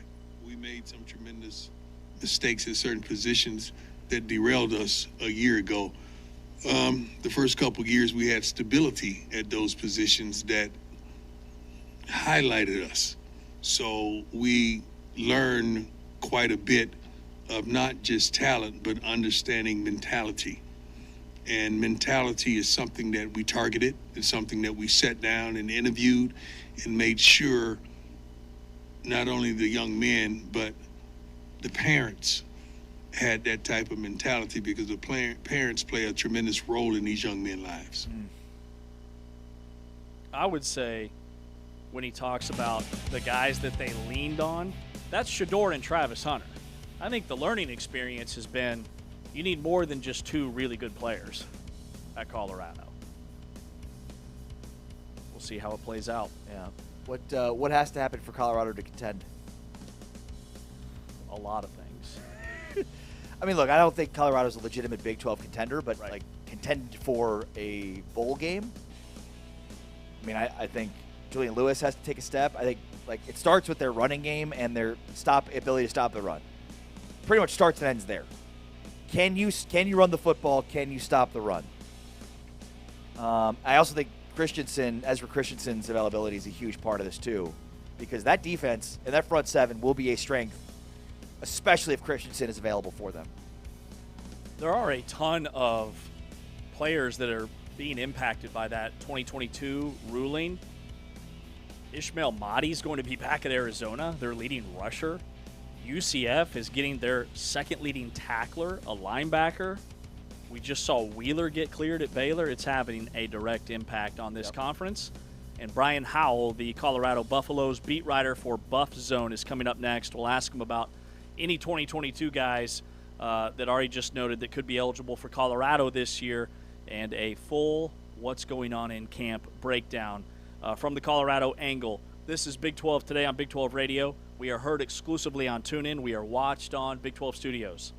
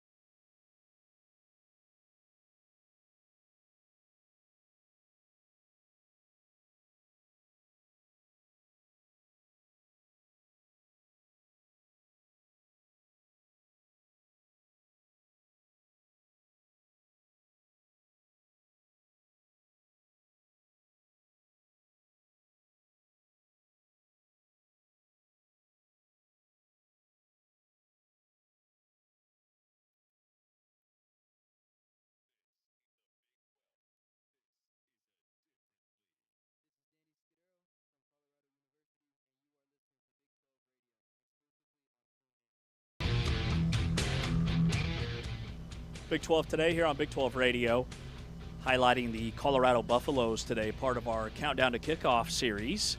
And our go-to guy for Colorado is Brian Howell, the publisher of BuffBlitz.com. He covers Colorado football, basketball, recruiting for Rivals and On3. Brian, how's Colorado looked in camp? Well, we've always seen them really one time. We actually got to watch practice yesterday, which was a rare treat for the media. And I would say looks solid. I mean, I think they got some playmakers on both sides of the ball. The lines are always kind of a question mark with the Buffs, but I think the offensive line is pretty solid. Might be the best one Deion's had. And defensive line, a little thin, so we'll see how they do there. But I do think this offense is going to be pretty solid and fun to watch. Yeah, so did they do camp initially in Colorado Springs? They did. They went down, first time they've done that, they went down to Colorado Springs and practiced at a high school down there. Actually did their last practice at the Air Force Academy on Saturday, but spent the rest of the week at a high school down there. It was not a joint practice, so we know Deion wanted those, but they can't have joint practices. No, not a joint practice. They did go and visit Air Force during their practice, like I think Wednesday last week, and just kind of visited with the Falcons, but the Buffs were in, shirts and shorts and didn't do any football. But and then Air Force let them use their facility on Saturday. Maybe that's how they can do joint practices. They just call it a visit. We just visit. Right. Just visit with them. Have you told just visiting? Have you told Deion that when Colorado players wear those giant padded helmets, it makes them look smaller, and then they go viral on social media for having like a JV roster? No, it's you're supposed to be encouraging the use of those. That they help with concussions. Come on, safety first. It has been a topic, and Deion addressed it last week and said apparently we're small, but then he listed off the average size of several of the positions about how big they are. So they're not huge, but their line is huge, and they have some small receivers. I think people focus on a couple of the small receivers and think that, but yeah, they're not super small. Well, this was from the spring thing, right? There was like video of them walking out at spring, and they looked tiny, and it was like Daddy Scudero. It's like, yeah. By the way, that guy led college football receiving last year. Right. Yeah, and actually, CU, their social media team had a pretty funny response to that in the spring. They went and posted a whole bunch of photos of the guys, like they were clearly marked up, but they were all jacked up, so it's like looking like bodybuilders and how huge they were. So it was actually kind of a funny response by the media team. That's awesome. That's amazing. All right, Brian, you noted the offensive line. That's a huge point of emphasis for us. Are they bigger? Are they stronger? What can you tell us about that group that, for the most part, it looks like a mix of transfers and some returners that are in the conversation?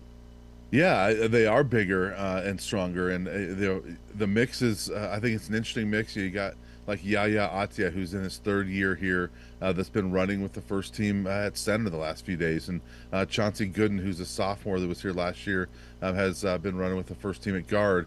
But then you have some transfers. I mean, Demetrius Hunter was a 2-year starter at Houston at center, but currently not the starter. So we'll see where he lands. But Leon Bell was at Cal, and Bo Hewley was at Georgia last year with a couple of starts. Looks like he could be the left tackle. You got guys from different places coming on this team, and so I think it was 8 transfers on the offensive line, and we could probably see 3 or 4 of them start. You mentioned that defensive line. I'm really excited about the linebackers. I think this is a great linebacking core. I love defensively what they're doing with Chris Marv. Because you and I both know, like, they have not been able to stop the run. They have not been able to run the ball since Deion's been there. Feels like that they'll be able to do at least those 2 things this year. Do you agree? Yeah, it depends on how well those guys play. I mean, a couple of those guys, Tyler Martinez, Gideon Lampron, we've heard a lot about how good they are, but they're coming up from lower levels, and so they got to prove it. I mean, last year they had a couple guys coming from lower levels that had some monster numbers their previous stop, and they were a mess at inside linebacker last year. So Gideon Lampron, though, has been kind of a beast out there, and he was top 10 in the country in TFLs at Bowling Green last year. Tyler Martinez was injured for most of last year, but an all-conference player at New Mexico State. Leona Leafau's the other one that they brought in that was he started the last 20 games at Texas. So if you're starting at Texas, you're probably not too bad of a football player. Brian Howell's with us from BuffBlitz.com, does fantastic work, all the inside stuff from Colorado. And Brian, you noted the tight end, Zach Adkins. What did you like about what you saw from him? Sorry, you guys froze up. I didn't hear that last one. What did you? I saw that you noted tight end Zach Adkins. What did you like about what you saw from him in that position? Yeah, I think Zach's just a really talented, receiving tight end, and a guy that caught 20 passes last year, despite them not having much of a passing game. I mean, they're kind of a mess at quarterback last year. I think he could be a real key to this offense, and I don't think he's going to put up 60, 70 catches, but I think he'll have 30, 35 catches, and they're highly productive catches. I think he'll be a guy that gets in the end zone a few times. Just nice size and speed at the tight end position. Who are some of the guys you think that are not as well known right now, but that could become big players for Colorado this year? Like, who are some of the guys that you've seen kind of throughout spring and now into fall camp that you think maybe could be big time performers for this team? I think one guy at the running back position, they got some talented guys. Brendan Marion's offense has always been able to run the football. They got some guys that nobody really knows about, I think. Damian Henderson had over 500 yards at Sac State with Marion last year. He's running hard. I really like how this guy runs, and I think he could be the leading rusher for this team. DeKalen Taylor, also at running back, one of those small guys that people have seen, but formerly at Incarnate Word, had almost 1,000 yards rushing 2 years ago there. And he was a former slot receiver, so I think he'll put up a lot of numbers as far as rushing the ball and receiving the ball. Defensively, they got a couple corners that I think are going to be really good. Cree Thomas was at Notre Dame last year, learning under Leonard Moore, and comes here and has been just a baller. I mean, he has as I'm learning the term for these guys, he's hooping. So he's doing a good job out there and been their number one corner. And Boo Carter, people know him, but he was at Tennessee the last 2 years, and got kicked off the team out there, but seems to have really taken to Colorado, and the change of pace has really helped him. I think he could be a real star for them. So with Colorado's schedule, 3 of their first 4 games are on the road, and then they come back home for Texas Tech. They play at Georgia Tech, and then Weber State, at Northwestern, at Baylor, those first 4. Like, what's the number, those first 4 games? Like, going into that 5th game, like right out of the gate, it feels like a huge hinge point for Colorado's season. Yeah, I think you have to be 2-2 going into Texas Tech at least, if not 3-1. If they're 4-0, I think they're in good shape. But I think the very first game,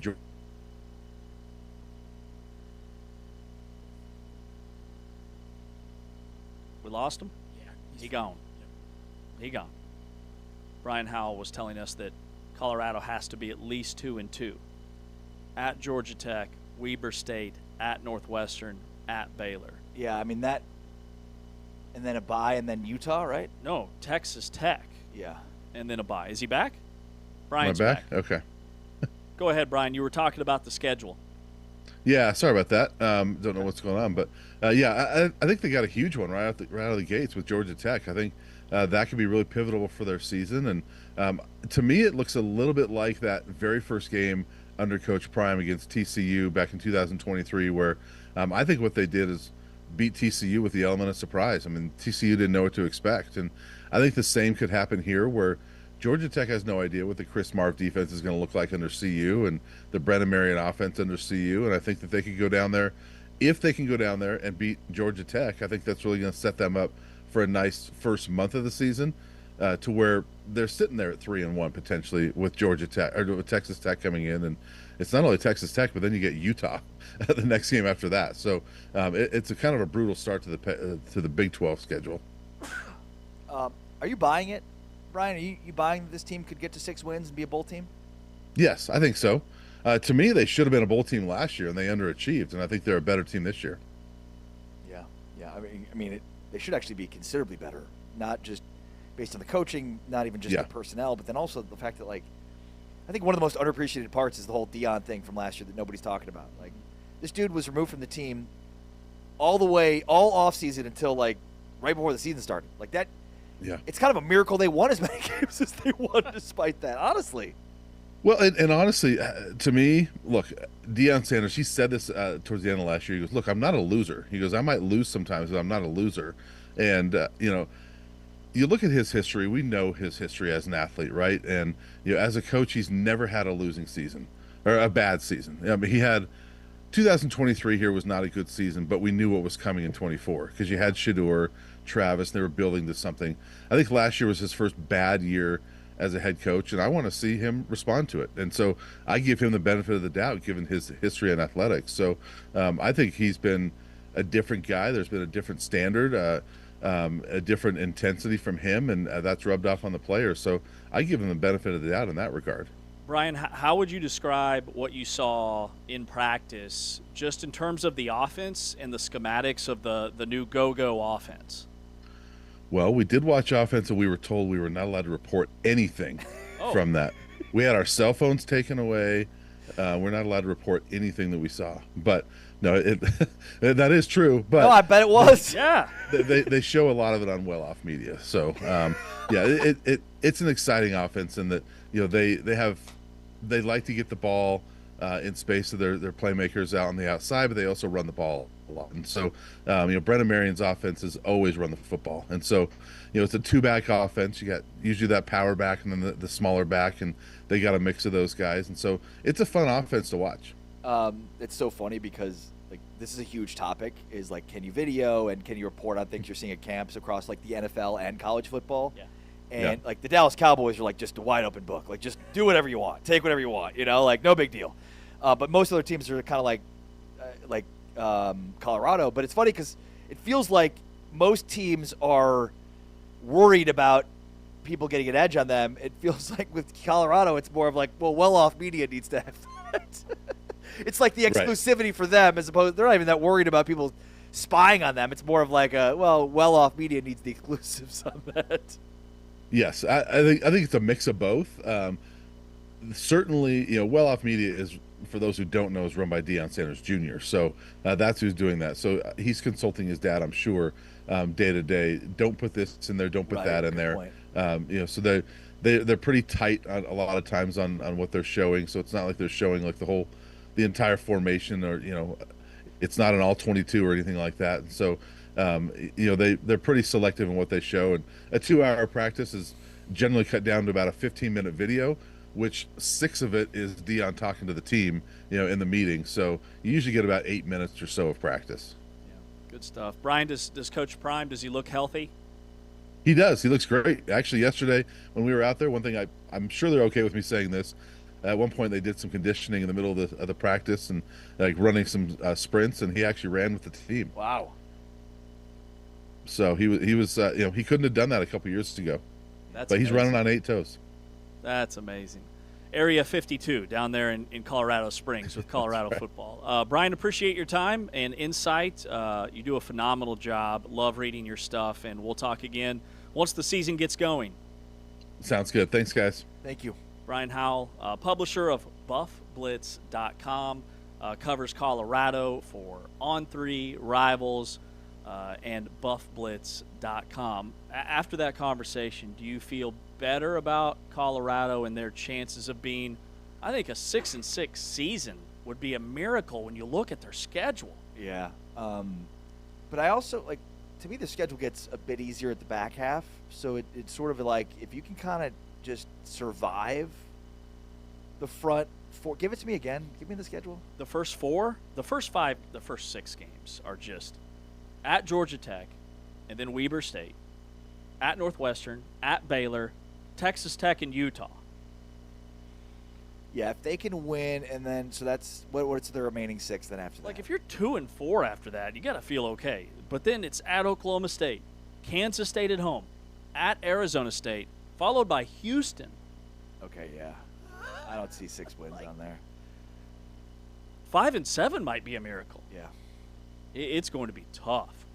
I think this will be a considerably better team, whether or not they win more games. I mean, they're going to win more games than last year. How many did they win last year? 3? 3. Yeah. They'll win more games last year, but are they a bowl team? Man, that is a really tough task. Find me 6 wins with that schedule. I mean, it starts with winning 2 of your non-conference games. I mean, 3 of them, I should say. You have to win all 3 of them, and 2 of them are against power teams, including 1 on the road, Northwestern. And Georgia Tech. thought Georgia Tech was at home, no? They had them at home last year. Oof.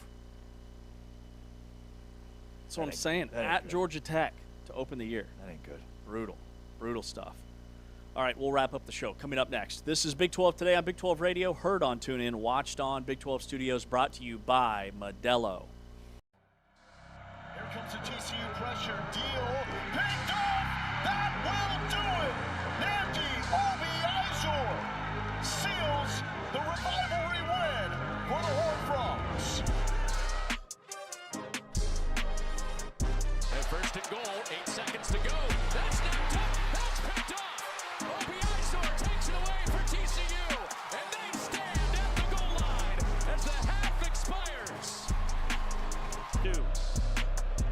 Earl under pressure. Sack wrapped up and brought down. Andy Obi-Izor, the sack for TCU. That was Bain, right? That was Bain. Tonight's thing. Whoa, big hit. Obi-Izor in the backfield. Lift him up, form tackle, throw him down. My God. That is a tackle if I've ever seen one. Boom. Good Lord. Side of Lopez. And no running room. This defense, you keep contained, not fooled at all. Finish at the end of the year where no one feels like you have to play for. What do you have inside of you? Pryor on the run, can't get outside. Obi-Izor spun him down. If he can correct on a 3rd and 11. He steps up. In some trouble, and he's swung down. Obi-Izor with the sack.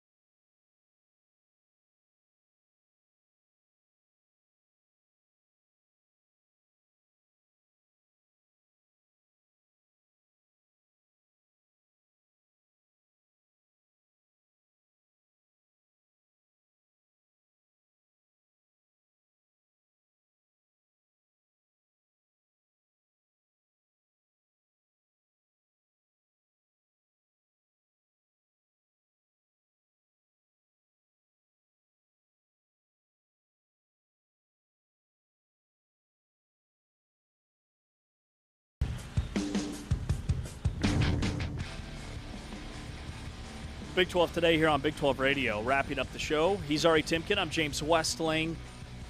The LA Lakers just sold for $12 billion. $12 billion with a B. To Josh Kushner and Bob Iger.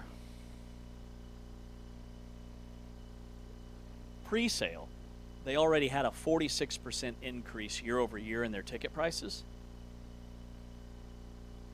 What would you do with $12 billion? Feels like the gap between the top 1% and the 99% is widening to a large degree. The richest Americans are going to get even richer, and the 99% of us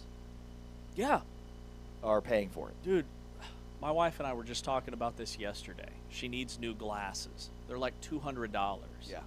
I said, buy the glasses. She said, I can't. Like, mentally, I cannot do it. She desperately needs them because every time she checks our bank account, there's another $100 here, $100 there. Kids got camp. We need groceries.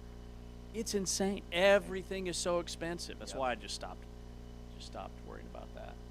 That's why I stopped spending money. Yeah.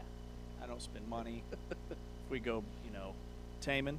For the record, for the I Lakers, just don't check accounts anymore. No, That's what I'm saying. for the Lakers, they were sold last year by Jeannie Buss to Mark Walter 14 months ago, and he is under federal investigation, and he sells to Josh Kushner and Bob Iger 14 months later for $12 billion. So it makes you wonder what's going to happen to Mark Walter. Sounds like subjective indifference. That's a nice way of putting it. All right, so $12 billion. This is why I can't buy anything with my gift card on Ticketmaster. Exactly. So that Bob Iger can Any spend updates $12 there? billion. No, I still can't. What's going on? Yeah, buy the gift card with cash, and you can buy a few things. That's it. A few things. I don't know. What I can still you have buy? not identified. All I still have not gotten Ticketmaster to get back to me to identify what exactly I can buy with them. They think it's very clear. It's very unclear. It's very ambiguous. I might file a claim with the Attorney General of the state of Texas. I think We'll you see. should do that. Yeah, thank you. We'll have your back. So $12 billion. Congrats to the new owners. They only need to sell about 44 million tickets at $275 each to break even. That's this year. It's just all a sports team is just like I'm so rich, what else should I buy kind of thing. Like what would make me look really cool? The Lakers. Owning the Lakers. I drive a Corvette and I own the Lakers. Now the Bob Iger That's a line. Bob Iger is still the CEO of Disney? No. Yeah. No? Well, it's a good thing because I can't even imagine what ESPN would be like with the CEO of Disney owning the Lakers. I mean, if we think the SEC coverage at ESPN is bad, holy moly! The CEO is Josh D'Amaro, who That's took right. over Like, earlier this year. Iger stepped down. That's They're right. going to price out Jack Nicholson. He can't afford those tickets. Who can? It's insane. I thought you had a story to tell. You Oh, tell yeah, us about yeah, this yeah. great story you had. Yeah, I forgot about it. So this last weekend, I think you'll appreciate this, went to Sprouts. Proud supporter of the Big 12. I walk in. Ari, I'm looking for a magic cactus. You know what a magic cactus is? All right, I'm looking for a magic cactus. It's a beverage. It's 9 p.m. They're like 5 minutes from closing. I walk into Sprouts. Nobody's in the store. A magic cactus. Yeah. What kind of drink are we talking about here? Is this one of those that can get you Feeling pretty good. Yeah. All right. Just Okay. we're looking to take the edge off. It's a Friday night. It's Sure. like 9 p.m. Right. So I walk in. I ask them about this magic cactus. Apparently, they didn't hear me say magic cactus drink. So I'm following this guy around. He's like in his mid to late 20s. We're going on this wild goose chase looking for this magic cactus. He thought you meant like we an actual land cactus. in the gardening section. Does Sprouts have a gardening section? Yes, they do. It's very isolated, I can tell you that. But they have one. And as he's like panning the shelves, it hits me. Oh, he has no idea what I'm talking about. This guy thinks I'm looking for an actual cactus at 9:30 p.m. on a Friday night. A magic cactus of that. If I were him, I would think, sir, have you taken acid today? He probably thought that. He thought that too, or he thought this is a man who's deeply invested in keeping his tomatoes alive. And it hit me that, like, I'm at that age. They couldn't possibly think he's looking for a nice Magic Cactus beverage to take the stress of the week away. He thought I was looking for a cactus.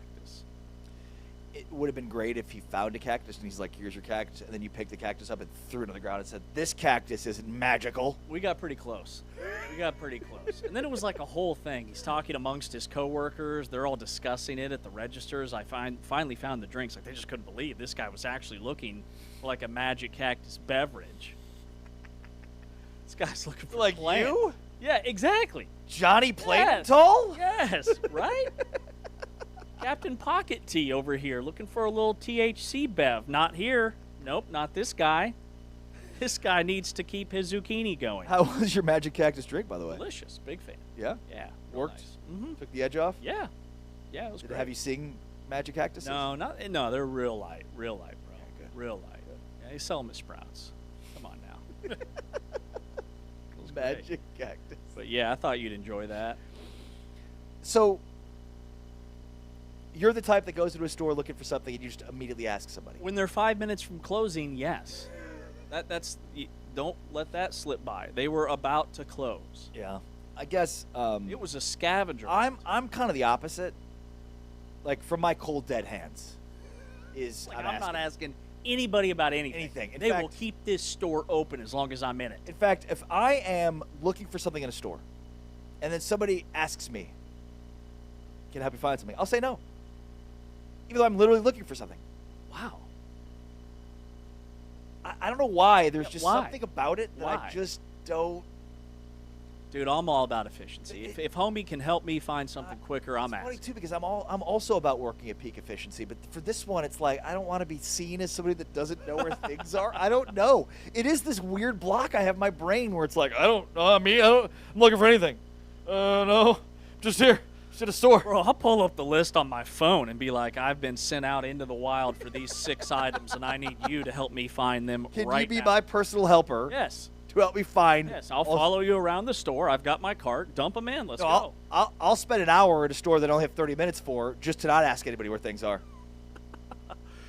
No, I'm the polar opposite. I think it's because I don't want like the employees at the store to help me because I don't know, maybe it's like goes back to like car salesmen's kind of thing, where it's like I don't think they're going to be trying to upsell Don't talk you. to me. I know. There's not going to be an upcharge for cereal. Or like, hey, oh, you're looking for Frosted Flakes? Let me show you this special K. Yes, it is $1 more, but it's got 8 more grams of protein. I think it's okay. I mean, that's probably my thing. Is it's like I don't want to be upsold anything. Okay, I'm just gonna look for the things that I want, and I'm gonna get them and move on with my life. That's amazing. They're not gonna. Oh, you're going with those Cheerios? Yes. How about these Cheerios? They come with milk built in. Oh, that's awesome. You put the Cheerios in a bowl, and boom, voila, milk. You know what just missed on my power rankings when we were ranking things that are simultaneously alive and dead? The Schrodinger's cat ranking? Yeah, can you run through that again? No. Just what it is, just a little bit? It's basically Schrodinger's cat was making fun of scientists that Bracket Cat on YouTube, he's got the whole scientific breakdown. Oh, Just particles exist in time and space and can be both all things all at once, basically. It's an outrageous claim. Basically, it's like it is the if a tree falls in the forest doesn't make a sound sort of thought experiment. It's the same thing, right? Like if something happens that we're not able to know about, then it can't be all. Then it can be all things. And basically, the answer there was no, it can't. Something can't be alive and dead at the same time. Well, something is. The Dallas Cowboys Super Bowl window. Oh, Damon. Every August, shots this fired. is the year. Every January, further testing required. So it's going to be a big draft. So true. It is the same pattern every single year. Every year. I don't know any Cowboys fan who is saying I would say the same about Texas. I will go out on a limb and say ESPN, everybody that they have says that the Cowboys are going to win the Super Bowl. But I don't know a diehard fan who is saying that they're going to win the Super Bowl. Now, with that being said, and you can check out Star Time on Haymaker from Tuesdays and Thursdays at 3 o'clock with me. Nice plug. How's that going, by the way? Really well, thank you. Cowboys have been good this year. I think Yes. they're going to be good too. They're really, Really good. good. I know. Scary good. Tell me about Rashard Gary. Rashawn Gary. Him. He's good. I mean, they've got arguably the best interior defensive line in football with Quinton Williams and Kenny Clark. Who just signed an You think they're extension, by the that way. good? Yes. Well, and I really like Christian Parker. Now, look, I there's holes on defense. Don't get me wrong. Personnel-wise, like this was arguably the worst defense ever last year. Literally. They were so bad. So it's a lot to fix in 1 year. If you go from like 32nd to 18th, that's a pretty dramatic jump. You know, how is 18th good enough to win a Super Bowl on defense? Probably not. But like you look at the Eagles and Seahawks, both the Eagles and Seahawks both have really good interior defensive lines and don't have like elite pass rushers. But it's the Seahawks throw a bunch of defensive linemen at you. You know, but it's all about their interior of their defensive line. So I think the Cowboys are sort of building in the right way to build. I like what Ari Temkin is saying.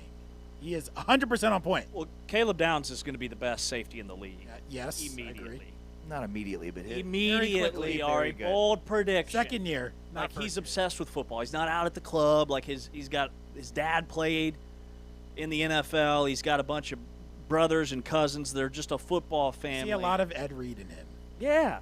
He's going to be a stud. Like he does all the right things off the field. Face of the franchise. I'm excited. Shout out to Very James. excited. Shout out to James Faust on our YouTube channel, who said that things that are both alive and dead at the same time. Keith Richards. This is great. You know who Keith Richards is? Timeout. I feel like I should. You definitely should. I'm a little bit embarrassed. Rolling Stones. 82. Famously, like somehow Keith Richards is still alive, but he's very dead. He just turned 82. It's very Like there probably isn't a drug on earth that Keith Richards hasn't done. Anybody else? Like, there's probably some drugs that he's done enough of to kill a small horse. Despite that, he's still alive. Good for him. Big fan of DMT. DMT. Him. Got it. All right. Who do we highlight tomorrow, T-Chains? What team? We are highlighting the Horned Frogs of TCU. TCU. We'll lock it in. Our Countdown to Kickoff series will continue tomorrow. For Ari Timken, I'm James Westling. For Taman Turner on the audio side, producing and engineering for Anthony Smith behind the camera for Big 12 Studios. We're back tomorrow, 8A to 11A, right here on the channel, Big 12 Today on Big 12 Radio. Brought to you by Modelo and watched on Big 12 Studios. We'll talk to you then.